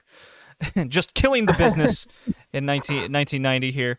Hokuto reverses out of the Nishiwaki flipping powerbomb into a sit-out roll-up to retain the titles. Kay, I thought this match was super fun. I think it's my 1990 match of the year at this point in time. I enjoyed it a lot as well. I think this is Hota's best performance in a tag match that I've seen, because I've never been a fan of hers, and like the last time we saw her, where she was just kind of weirdly almost shooting on people in a weird way. This match was much, much better. Again, she gets no reaction. It's noticed whenever she gets tagged in, the crowd just stays silent. They go from reacting to no reacting. I think her being the next Shikusa, I should have mentioned this while we had that conversation. I think her being the portrayed as the next Shikusa probably hurt her more than it helped her. Yeah, maybe pushing her before she's ready, putting her in the big spotlight, whatever. I mean, we've noticed on some of these compilation DVDs that I have that you got the Crush Gals singing before shows, but we also see the Fire Jets also doing that quite a lot. Right. Well, I think what hurt her more isn't because she wasn't ready.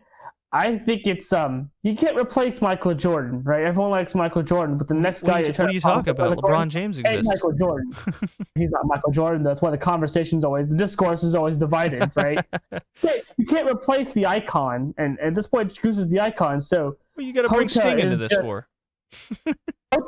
Hota is just a wannabe, the knockoff. Oh, harsh words, Kay. Harsh words. The fans of Chikusa the Gaio probably didn't want the knockoff version of Chikusa the Gaio. All right, I guess that's a fair statement. So that probably hurt her a lot more than whatever her in-ring skills were. Well, the Marine Wolves were super fun to watch on the show. It's definitely going to be fun watching what they do as we go through. I think this is our first kind of winter show of AJW since probably late '88 at this point. Yeah, it's kind of weird that that's been the trend, right? Yeah. Get those new stars over. I'm begging you. Anyways, time to go to New Japan. AK? I'll get the ambient ready. Oh, you behave.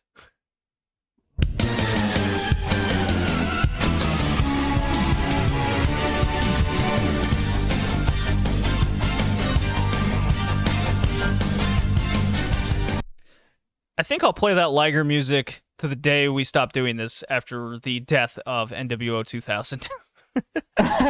That's great. I won't complain. Liger's music's pretty dope. Oh, I have a hard stopping point for New Japan through the 90s. You bet your ass I do. I've heard it gets really, really bad once we hit the 2000s. Yeah. I don't want to watch any of that. That's personally. Yeah, I believe the last match I will cover is Onita getting stomped by Riki Chosu in the barbed wire exploding rope match. Sounds like a mess. Oh yeah, it's the coolest entrance you've ever seen for a guy that got paid to get squashed, basically. Anyways, that's a fun story in itself. New Japan through the 90s. We like to cover a little All Japan Pro Wrestling matches in between, just for some context, and these matches are really fucking good. We are at the winter of 1994, so this is our last one of 94, and then we're pretty much at the halfway point of this sucker. Pretty cool. Wow, it's pretty quick. It's quick because there's not a lot in the archives. Wonder why that is. Yeah. Oh, I have my theories, but I've definitely noticed an absence of a lot of the stuff the juniors did. Specifically, you always get the heavyweight title matches. You get some G1 matches. You always get the G1 final. You get the Dome show that happens every year. But anyways, All Japan Pro Wrestling, Saturday, September 3rd, 1994, Budokan Hall. Seems to be the only place we watch any of these All Japan shows. Steve Williams, our champion, and yours 2K, versus Kenta Kobashi. People's champion. This match was awesome. Oh, it ruled. I loved this. This is the one I have all the notes for. I see this. Yes. And rightfully so. It was great. Yes. Test of strength for the slow start. Kobashi doing a big dive on Williams on the outside. 7 minutes in. Quite the sight seeing this just floppy fish do this thing. That's how I describe it. What I wasn't expecting was a good chunk of the beginning. Outside of that one dive, it was basically just rest holds. But despite that, at 14 minutes, Williams hits a brainbuster. Kobashi rolls to the outside, and this crowd is electric for this man. So this brings up the point, crowd reaction. If you put this match on mute, at least for the first 15 minutes of it, I can't say it would be exciting, but this crowd reaction, and they're so firmly behind Kenta Kobashi, that's why this match was very much engaging and interesting for this first half of it. Definitely. I mean, we see that even modern times with the empty arena stuff and how much that kills how good matches can be, stuff like that. The crowd reaction is very much important. I mean, we can fast forward to we can look at the New Japan stuff, and they're doing similar rest holds and stuff to very little crowd reaction, and it's boring as a result. Oh yeah, so that's that. I mean, we just watched AEW last night, and the energy that these wrestlers keep up, so you, the viewer, don't think about anything else, is something to say in terms of kind of human psychology factor. You're like, oh, I hate all these dives they're doing, but you're paying attention, and the energy's kept up. So there's something to be said about that. Definitely. And that's why Lucha Libre is such an important style, and it's growing throughout the world, especially right now, because of the lack of crowd reaction. We watched a good example is that AAA show, where it's just these dudes running around doing crazy shit for hours, and you forget that it was an empty arena because of the energy that's being displayed in the ring. Anyways, so yeah, the first 20 minutes were really not King's Road, and this has a lot to do with Steve Williams, I feel, running the show. It was more, I guess, Noah style, if I should put a word to it. It's a lot of character work over the ring work, and looking tough. Gotta be a tough guy, Kay. You a tough guy? I am not a tough guy. Are you a tough guy? I could be a tough guy. Give me enough drinks. I'll at least think I am. That's a spirit. I think where this match turns it up is the 27-minute mark, which is crazy to say, where Williams catches Kobashi in a press slam and just chucks him to the floor. That was wild. It was nuts. I popped for it. Oh yeah, kind of blew my mind. These dudes are big, thick dudes just chucking each other around. For the next 7 minutes, it's big moves and near falls. We're in the full All Japan finish mode. Then at 34 minutes, Kobashi hits a low drop kick to Williams' knee, and this crowd is on their feet. The big Gaijin's knee is out. He's on the floor. He's shaking it. The big Gaijin down. You and this crowd truly believe for the next 10 minutes-ish that Kobashi has a shot at winning this title. He is the next big crowd favorite. These near falls are insane. Slowly, Williams gains more and more of an advantage, and you can just feel Williams coming back. In this crowd, god damn it, Kay, they want Kobashi to win before Williams is able to shake that leg off and overcome. Unfortunately, they're chanting louder and louder as the match goes on because of that. Oh yeah, like you absolutely see the story of Williams is going to come back from this thing if you don't put him away. And unfortunately for Kobashi, he was not able to accomplish this goal on this day. Steve Williams was just a little bit stronger. The champion retains. Hot damn, the Kobashi push is on. I was shocked by the outcome. I thought for a good minute there, I guess I bought it much like the crowd. I thought he was gonna win. I thought, oh yeah, Kobashi's got this. He's gonna put him away. And then as the match was going, I was like, oh, he might not put him away. I want to get him now. And then when it just ended, I was like, oh, I guess Mr. Brawl for all won after all. I would say this Triple Crown title reign from Steve Williams is already a winning formula. So it works. It works so well. It also works that he's able to like work very convincingly as like this opposing monstrous person. Oh, he's definitely a presence and force to be reckoned with, and it shows in his ring work. It's very fascinating to see, especially compared to the All Japan guys like Kobashi, Taue, and Misawa.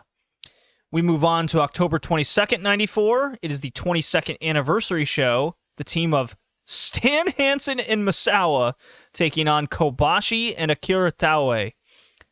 Yeah. Hansen's still over as fuck. Misawa and Kobashi on opposite ends. Kobashi's joined Taue, so interesting dichotomy of tag partners there. And it's just three bulls of men hitting each other as hard as they can, and then Misawa just kind of running around the ring, keeping the energy up. This match never let up. It's a great example of All Japan Pro Wrestling at its finest. It's like a 40-minute match, and I never got bored. Hansen wins with the Western Lariat kind of out of nowhere and pins, I believe it was Taue. I was shocked how over... Like, he's supposed to be a heel, right? Hansen? Like, he looks like a heel, like the foreign guy. It fucking crowd loves him. It's like, oh, wow. It's just weird, the juxtaposition to how he looks and how he's presented, I feel like, and how much the crowd likes to cheer him. You're not kidding. This was like, this was 3 beefy men beating the hell out of each other and one guy running around everybody. It was great. I loved this. It's funny you mentioned the Gaijin heel now getting heavy cheers. And I noticed this in New Japan with Vader, and I believe other Gaijins also go through this. So they go through the phase of being the company heel, right? The Gaijin heel. And then over time, as they've put in the work and gained the audience respect, and with their age getting up there, the fans just can't boo them anymore because their respect is so high for them. So then they just start cheering the guy. And that's up to the promotion then at that point to book this man as a big baby face, because you just can't help it at that point because the crowd's just never going to boo them again. You kind of get that feeling with AEW now with Chris Jericho. He's in his 50s. He just turned 50. Guys put in the work. Everyone has respect for him. And you definitely start seeing that booking pattern happen there as well. So there you go. Yeah, that's a very good thing you brought up there, Kay. Glad you did. Definitely. I like that, though. I like the idea of somebody who's put in the respect, the crowd respects, because that means the crowd's invested in this person to an extent, and so much of an extent that they don't want to boo them, they want to celebrate them. I mean, a recent example that I at least remember is Io Shirai over in Stardom. When she turned heel, the crowd refused to boo her. Oh, right, yeah. Respected her so damn much, and she was so good, and her just bad-mouthing people, like, oh yeah, I'm better than you. The crowd's like, yeah, you are better than them. Yeah, we know, and we love you for that. Yeah, you are better than Mayu. We're not going to boo you for that, saying that, because it's the truth. I like that when crowds have a level of respect, because that means somebody's attained a status that not many can, I feel like. Oh, yeah. So, they kept Stan Hansen extremely strong here. The next time someone pins him is going to be a big moment for that person in their career. And I believe that happened in the Tag League of this year. And speaking of Tag League, our last All Japan match, Budokan Hall, December 10th, the Tag League Finals. It's Kobashi and Misawa teaming together against Steve Williams and Johnny Ace. People power, Kay. I have an aversion to this man because of that. Well, he is a long-haired, beautiful big dude in this match, and, he was fine. He definitely stood out in the match. He definitely came across as not quite on the level of the 3 other men in this match. Oh, it was noticeable, and I think even the crowd took a little notice, too, to it. Yeah. I mean, it was a good match, don't get me wrong, but it was definitely focused on Misawa going after Williams and his Triple Crown. That's what this was for. I don't think it was nearly as good as the tag match prior, and definitely not as good as Williams Kobashi, just to kind of race through this a little bit more. But I did really enjoy it nonetheless. I like the fact that every time they touched, the crowd lost their shit. Oh yeah, they want Misawa to take this title back from the big bad Gaijin. They were looking at each other at one point, and the crowd was just fucking going ape shit for it. I loved it. It was great. They're over. So on to the New Japan 2 matches that we covered. October 30th, 94, Ryogoku. It is the Super Grade Tag League, the title. So much like we just covered at least briefly, the tag finals in All Japan. Here's the other situation. Here's the other company doing a tag final. It is Muto and Hiroshi Hase versus the team of Black Pants Chono and Super Strong Machine. Now, Kay, you have basically no history or knowledge of Retro New Japan and one Masahiro Chono, I assume. Am I correct on this assumption? Or 100% correct. All right. So Black Pants Chono, from my memory, he was part of the NWO with these pants. So I associate Black Pants Chono as a heel. So I was quite taken aback, because the last time I saw Chono, he was big chicken breast white meat babyface. Right? That's a way to put it, I guess. And Super Strong Machine is a straight heel as well. And this isn't much of a match. And this was when I started, I've started to now question what is going on with the formula of New Japan. It is so much mat work. It is so slow. It's a lot of just pacing around the ring. And then it kind of hit me that they have that emphasis on characters. So when you compare it to today, and there's kind of the extravagant characters in New Japan, but they now back it up with the kind of All Japan Pro Wrestling ring game style, it's like they took the two things that worked the most and made it into a hit promotion, right? Here, it's just a lot of the character work. And as this match was happening, it was mostly boring, I thought. But the character work was at least interesting, with Chono and Strong Machine essentially mad at each other, and it was mostly on the side of Chono, and Strong Machine just going, what the hell, man? And they had a miscommunication spot, and Chono boots this dude in the face, and this crowd hated that, because this is the case of Strong Machine. He's a veteran. The crowd loves him at this point. He's got heavy duty crowd support behind the man, and Chono booting this guy is insulting. And the match just continued like that, of them not getting along. Perhaps you've heard of this angle where tag teams don't get along, Kay. Here it's a pretty common thing. Yeah. Not like in like AEW, where they just kind of get mad at each other and they go their separate ways. Anyways, we cut to the end of the match because, let's be honest, nothing happened. Ring work wise. And Chono and Strong Machine are at each other's throats now. And Strong Machine rips his own mask off, chucks it in Chono's face. Chono gets out of the ring and walks away, leaving Muto and Hase to whoop the shit out of this man 2-on-1. Machine had no chance. This is the big double turn where Chono betrays Strong Machine and starts a big feud, and Strong Machine losing the mask for basically the rest of his career. He is now Hirata, I believe that's his name. A few things came from this. So you're talking about character work. So since because I come in this blank slate, no knowledge of any of these guys' character, they did a poor job getting that over with me outside of him being a heel, and me getting some of that, especially with some of the heelish things he would do, sort of mannerisms. But it's hard to pay attention to that when the match is boring me. So I could get none of it because it lost my interest. So it didn't work for me. The post-match stuff got my attention, but the match itself was, as I put it, ambient. It just put me out of it. I could not care, because I feel like every time I looked at the ring, they were on the mat doing nothing. And so I would sit there and I would wait 5 minutes. I'd look away at my phone for maybe a couple minutes, look back, and they're still doing nothing. I'm like, come on, get the fuck off the floor, do something, hit each other, do something. No, that's not what this promotion's doing yet. Hopefully, as we go through the 90s, we get some more.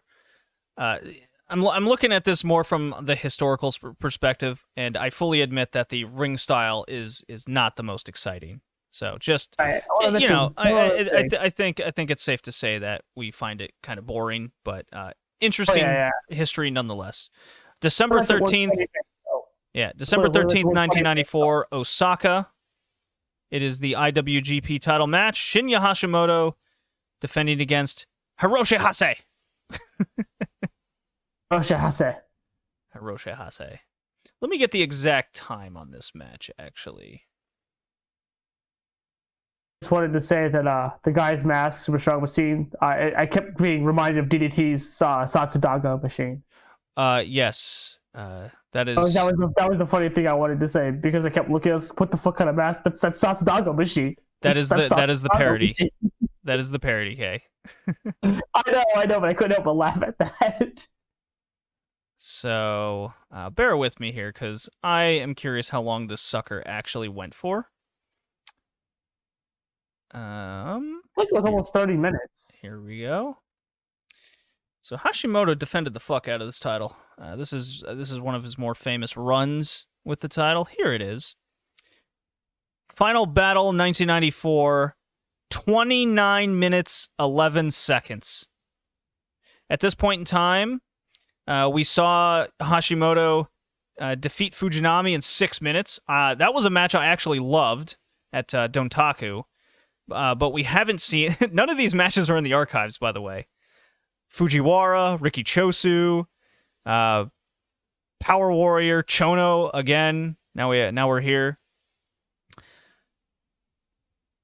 No shit. There's a moment in this match where Hase has Hashimoto in a leg lock for 4 minutes and 45 seconds straight. They're just laying there. Okay? Now you can bury this match and this style. Okay, so this was a bit absurd. So we were watching this, and both of us were bored, mind you. So you got up to get a drink. I got up to go heat up some food. I think I came back before you. I had maybe about 3 or so minutes. I came back, sat back down. There's still the leg lock. Okay, cool. Look at my TV, kind of eat my food a little bit. Look back. You come back, I think about 5 or 6 minutes in, and they're still in this leg lock. I think you get up again at some point because they get back up and start doing a few things, right back to the leg lock. God damn it! And the leg doesn't play into any part of the match. Hashimoto's still kicking him. Whatever, it's fine. God damn it! Bless Hashimoto. He's got the crowd connection that you just can't teach. Fuck, this match was boring. Went 29 minutes. This was finally the last straw. I am over and done with Hiroshi Hase. I cannot watch his singles matches. They are always like this. Always. I can't do it. Ambien. He's Hiroshi Ambien. That's what I've dubbed him. Hiroshi Ambien. He puts me to sleep. I have never seen somebody put somebody in a leg lock for so long, and it doesn't even matter. Like, the leg never was worked. He never sold the leg. It was like, what was the point of the... Were you just gassed? Are you tired? Do you need a sandwich? The point was to lay there, Kay. That was the point. And they did that throughout the entire match. It wasn't hard hitting.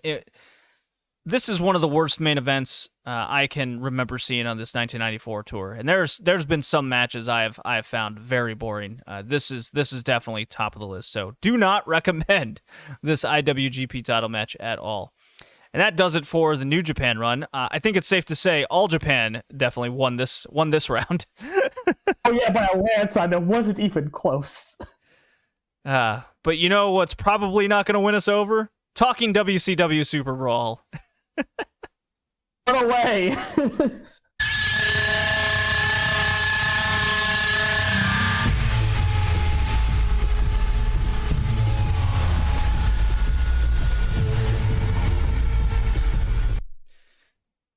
All right, WCW Superbrawl 9 took place on February 21st, 1999, Oakland, California, Oakland Arena, an attendance of 15,880 people. Tony Schiavone, Bobby Heenan, Mike Today on commentary. This fucking thing got a buy rate of 1.1, outselling St. Valentine's Day Massacre from WWF, headlined by McMahon and Austin in a fucking cage match. What the hell's wrong with people? Why don't you spend money on this and not that? Well, I guess when people saw Ric Flair get beaten up in a field by the NWO, they're just like, God damn it, I gotta see Ric Flair Hulk Hogan. I feel like it's more of the just scantily clad woman in the hotel room. They were trying to figure out where that was going. I think that was the draw here. It's funny you mention that, because outside of the whack intro, the very first thing we see turning on this pay-per-view is the hot blonde woman who hasn't been named at all yet. We know it's Tori Wilson, but commentary hasn't named this chick. They don't know who this chick is, but she's in a bathrobe of some kind, and she runs out of the hotel room. What the hell was that? No dialogue. She just gets up and runs. Like, what happened? Did Did he say something wrong? Did you forget your? Is the kettle going off or something? You need to get your tea. What's going on? Yeah, I won't go into the whole. Well, okay, I will say this was the last pay-per-view that WCW did very well selling-wise and money-wise, and we are going to see very fast, in unprecedented fashion, how quick the audience starts leaving and not buying these pay-per-views. In a year's time, they go from... I think they lose 75% of their audience, which is just insane to even think about. But when we go through 1999, it won't become as insane as one might think. Oh no, definitely. That's not even insane now. I can see why people would leave. Also, I want to point one thing out. For all the people watching Nitro and seeing this chick each day on the show, kind of just randomly in vignette segments, if they didn't buy this pay-per-view, they're going to be very confused come Monday. Oh yeah, because just to recap here, because we play as we do before every pay-per-view. It is Guess the Card. Playing roulette. Piper versus Hall for the U.S. title, Hogan Flair World title, Booker T Disco Inferno, Malenko and Benoit versus Unknown for the vacant tag titles. We guessed maybe Hall and Nash because that was the goal that commentary was saying. But we honestly have no clue who they're actually against because it's double elimination, maybe kind of. Ray and Conan versus Nash and Luger for in a Ray's mask versus Liz's hair match. Scott Steiner versus DDP, but it could have been thrown out, so we don't know. And then we assumed a random cruiserweight title match: Kidman versus Hoovy versus Blitzkrieg. So that was our guess the card. How right we were, I guess we'll see. There's definitely a match we forgot about, but hey, let's be honest. Watching Nitro every week, they forgot too. So, yes. Also, being inebriated helps you forget some of this. It's how we cope. Oh, come on, it's fine. It's fine. Totally fine. It's fine. It's not fine. Don't lie. And I want to say, if you've been watching Nitro every week at this point, and we've been watching it, Kay, that oh boy, have we. The hot blonde chick in the hotel room with the POV porn camera, we think it's Scott Steiner. That's who we think it is. The entire time I was convinced this is Scott Steiner. This has to be Scott Steiner. Why would it not be Scott Steiner? Scott Steiner fucks, man. It's Scott Steiner. Right. They've been running angles where he's hitting on women and saying he's getting his hooches and he's taking women from the crowd and like parading them and having them touch his... Like, we think it's Scott Steiner. Anyways, let's get this pay-per-view started. Booker T defeats Disco Inferno 9 minutes. This match was boring. Booker T goes over. Whatever. Fair enough? Hey, I'm Booker T. What a way to start this pay-per-view out. Booker T ripped out of the U.S. title match and just thrown against Disco Inferno. And proud of himself. Commentary does say Disco Inferno is officially a member of the NWO Wolfpack. As we weren't made clear that prior when he was wearing the shirt and Scott Hall came out, but then he wasn't a member, then he was a member. Do they even know anymore? I don't know. Does this guy even know? But we are going to hear a lot of this Wolfpack theme.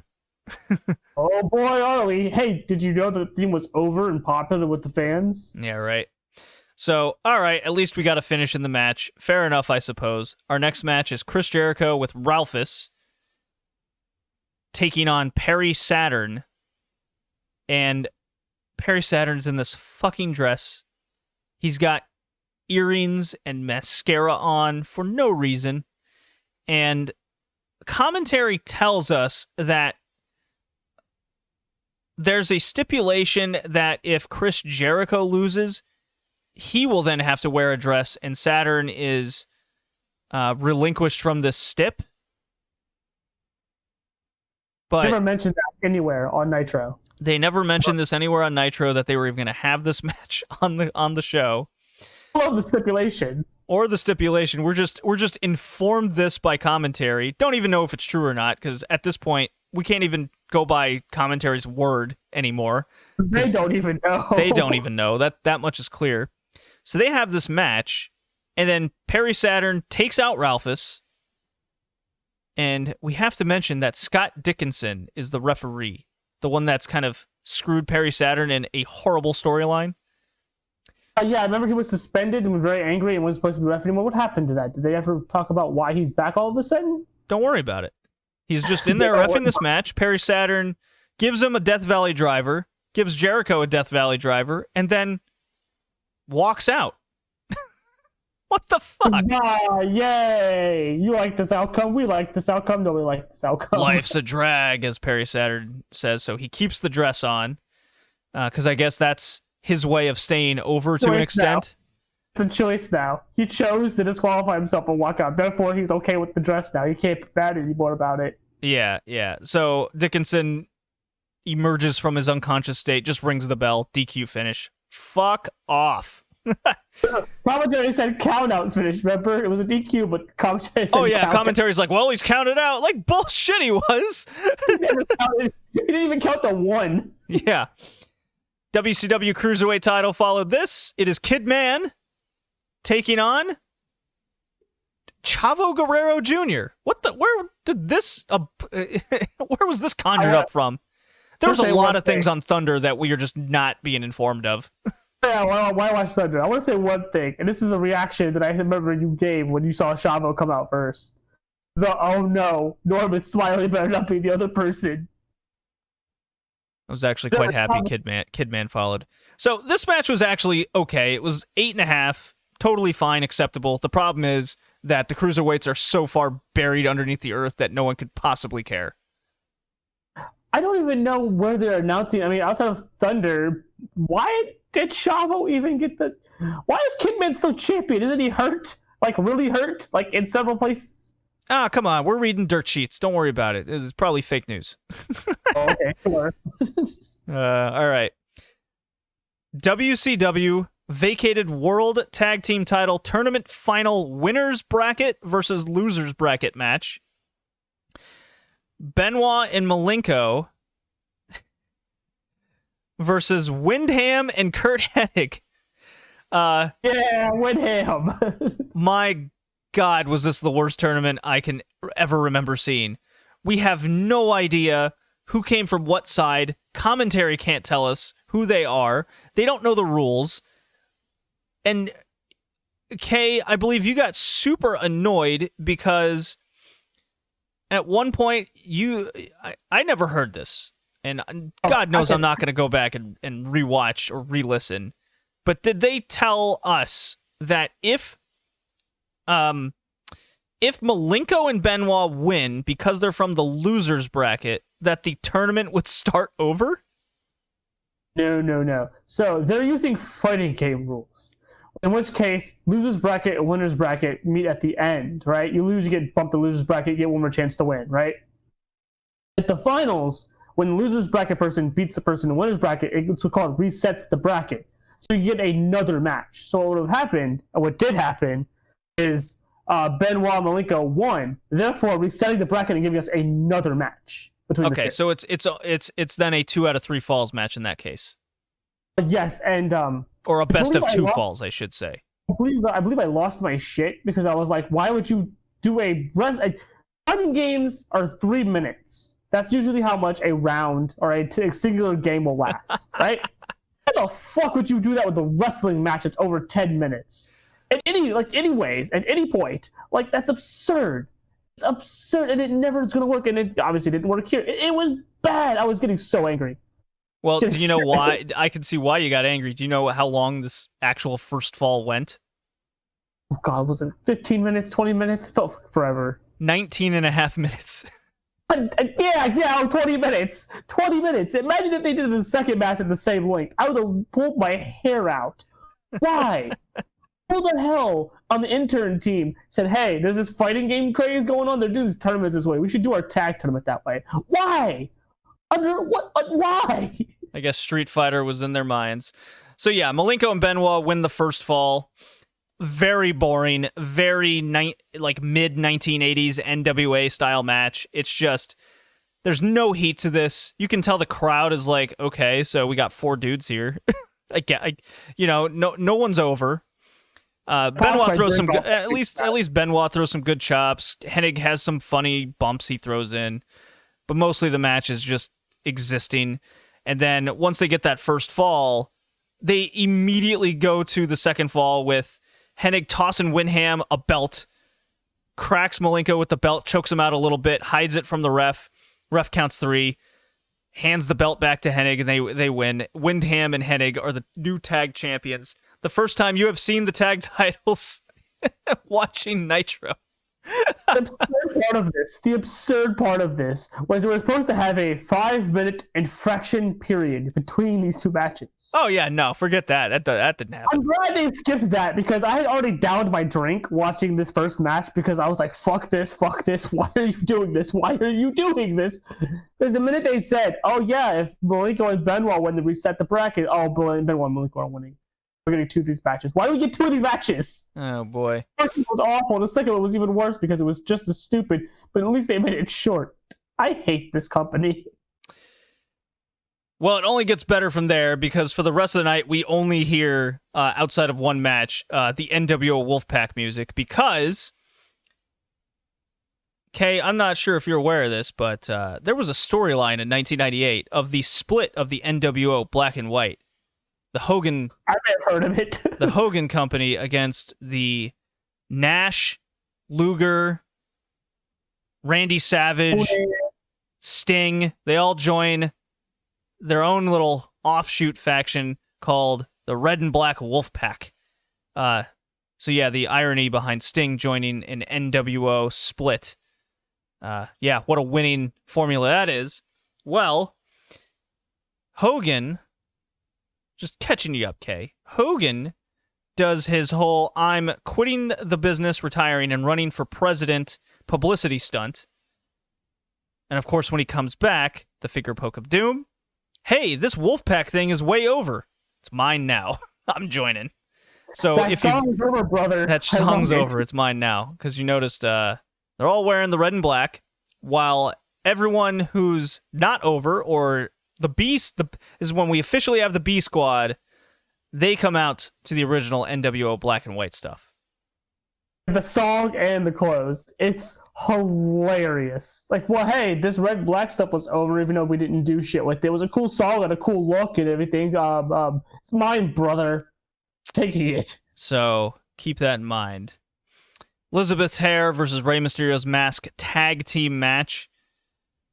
So unfortunately, I knew the result to this match. It still sticks out in my head to this day. But we got the Outsiders. Not Lex Luger.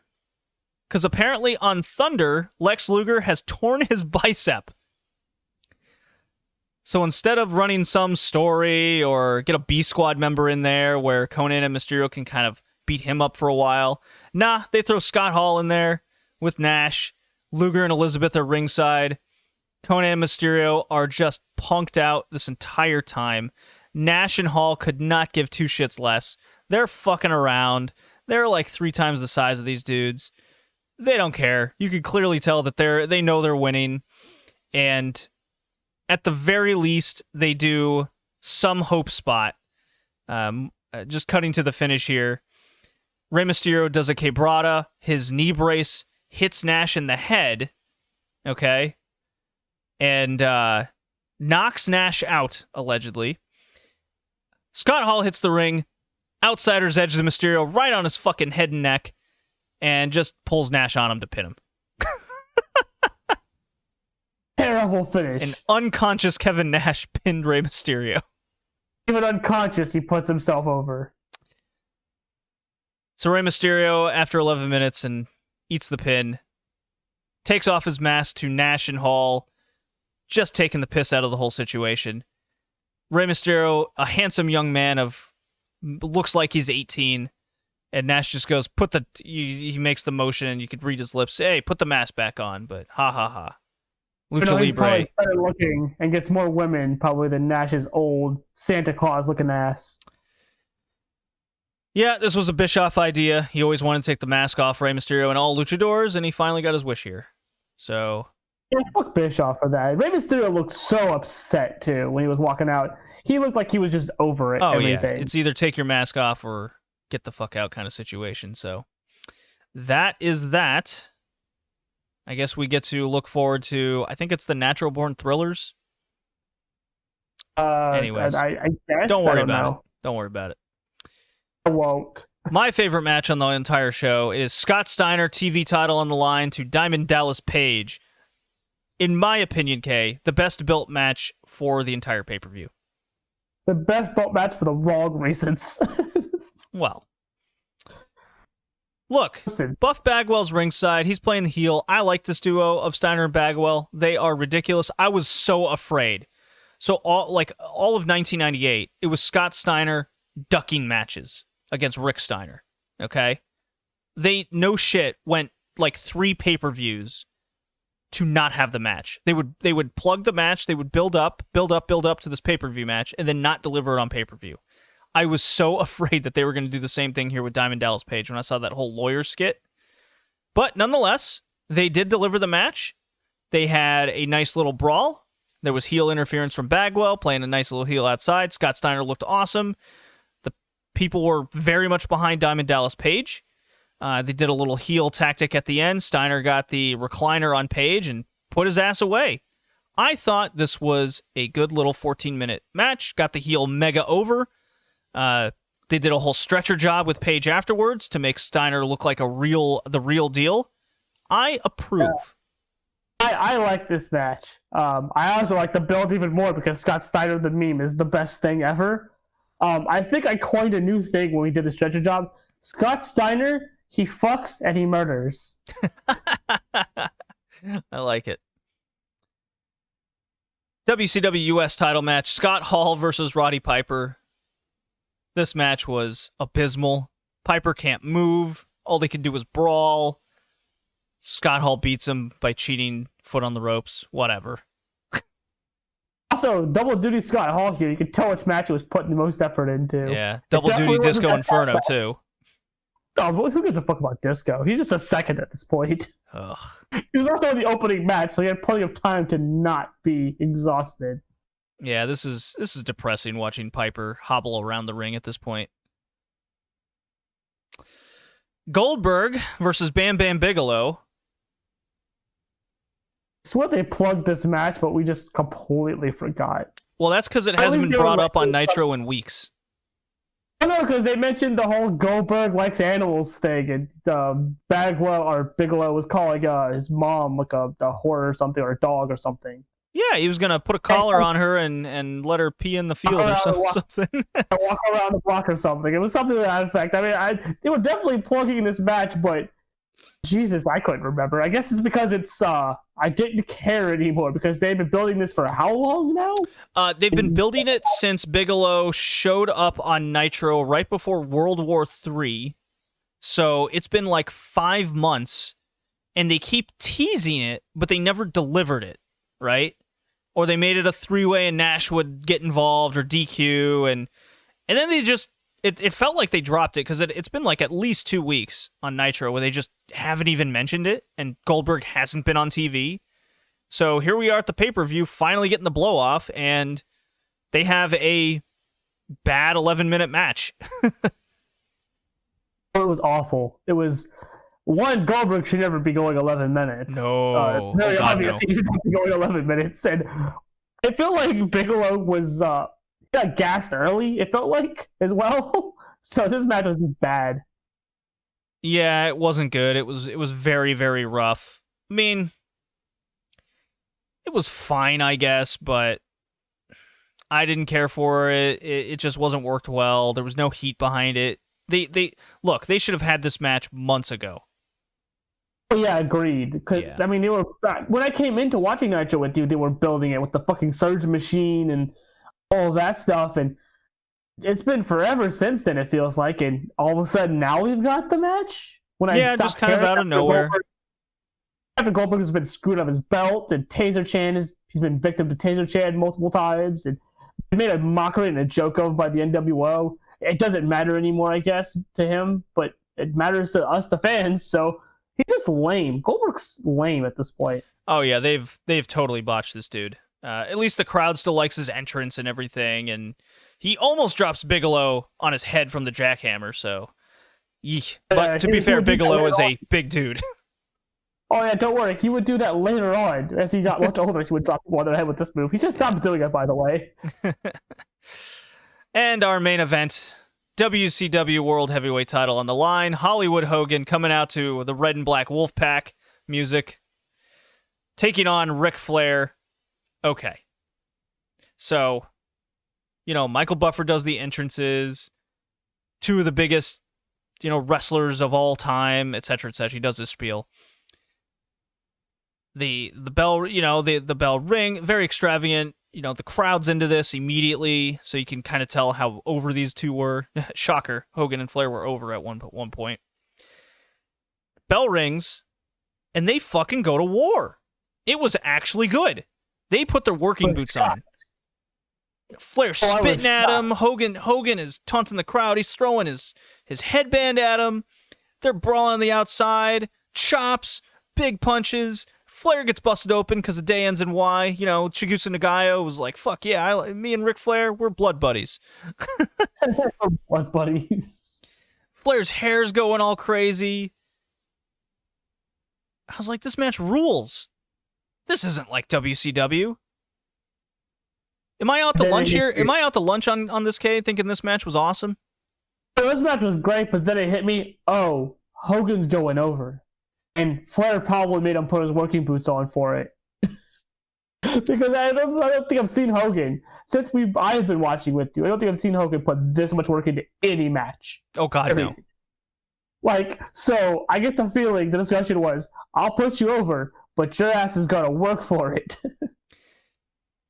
Well, our answers were made very clear when at the 11-minute mark, a ref bump happens. And you literally see everyone in the crowd go, well, here we go. They look to the back. At the same time. All at the same time. It's like watching Nitro main event. It's super terrible. You just go, well, here we go. Oh, who's coming out now? And, oh my God, it's the blonde chick. It's Tori Wilson, who commentary is like popping boners. The drywall's wet. They're just like, oh my God, look at that girl. Oh, she's so hot. Well, I mean, to be fair, Tori Wilson is unbelievably attractive. But Jesus Christ, it's like you gave these dudes an adrenaline shot of Viagra. There we go. God damn. Viagra do something. They definitely were excited, more excited for her than they had been the entire match. So Hilarious. She gets up on the apron. Flair stares at her, and he fucking pelvic thrusts her. Like, Flair just can't resist the hot blonde. I'm Ric Flair. And so I'm like, Jesus, what is happening? Oh God! When I saw that, I was like, "Oh yeah, I forgot. Ric Flair fucks." Okay. It was confusing because at first I thought she was on Flair's side. I was like, "Oh, so she must be on Flair's side." That's confusing. Okay, and then she's not. This should have happened in the Scott Steiner match, if I'm being honest. It would have made so much more sense. It should have been Scott Steiner. So Hogan gets up. He's attacking Flair. Flair's getting, he's getting better of him. He's like, from behind.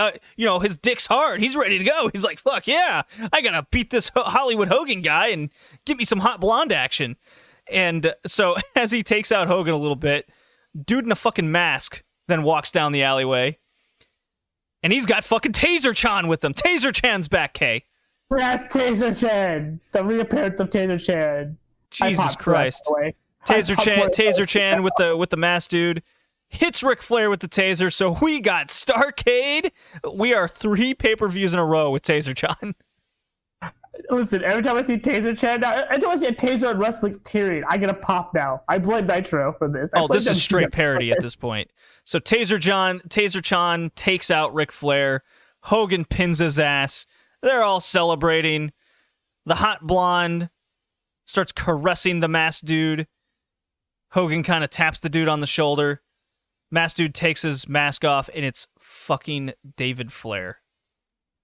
I yelled, why the fuck is it David Flair when this happened? Why? Why is it David Flair? Why? Well, I don't get it. It doesn't make any sense. Well, Mike Tenay goes, why would he betray his father? And Heenan and Shivani both at the same time go, well, isn't your dick hard looking at that woman? I'd do anything for her. know what? I guess I get it, but I still don't get it. That is the storyline they're Also- saying. That this hot blonde is so unbelievably attractive that Hogan gave this woman to David Flair if he would betray his father. I put the pieces together almost immediately. So you remember when Hogan and random biker gang guy in the awkward the Hell's Angels mafia, yeah. Let's see David Flair going into a hotel. Yes. Like I'm supposedly gonna jump him, and then they didn't Well, jump him. no, that was a gym, and they were following him around, and then nothing came of it. It was just a quote-unquote scare. So at least... One of them was a Marriott. I remember. Because I don't remember the Marriott, but that does make sense. That does make sense. So the pieces are all together, but nonetheless, this is definitely a case of just because something makes sense doesn't mean it's any good. It doesn't make any goddamn sense. Just because you put the pieces together doesn't make any sense at all. Because not only that, but like, wasn't he like? Didn't they try to screw him over? Didn't they whip him? Weren't they whipping him not too far along, like a couple weeks ago? Like, and spray painting his back and everything, and handcuffed. Come on, Kay. That was a whole 6 weeks ago at Sold Out. Don't worry about it.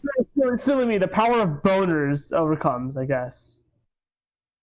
I like the quote of the power of the world heavyweight title, Hogan versus Flair, power of boner. Power of boner overcomes common sense, I guess. He just betrayed. He was like, well, a hot woman had sex with me for 3 weeks or however long, and I guess I'll betray my dad. The sex was good. Boner happy.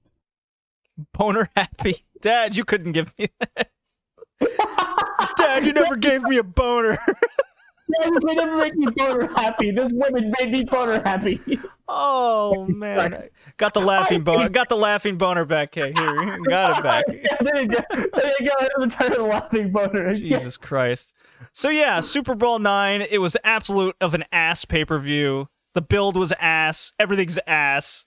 The main event was ass, or at least the finish was ass. Shit is ass. This promotion's ass. WCW was ass. I don't know. What? I guess. Listen. I was a teenager too at one point, but I don't think I'd betray my family for sex. Just saying.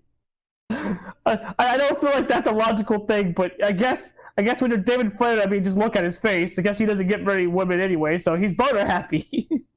Boner happy. All right. So that brings this podcast to a close. Again, if you want to hit us up on the Twitter, all the social media feeds are in the description of every episode. If you want to keep up with our wrestler rankings, then join the Patreon's $1.50 tier for our wrestler rankings breakdown, and we are going to start ending the wrestler rankings breakdown with an updated table kind of recap of movers and shakers of the table. We've been requested to do that, Kay. Yes. You and your famous Excel sheets. Yes, my famous Excel sheet. And that is the end of episode 75. Positive Chain Winter Story. See you next time. See ya.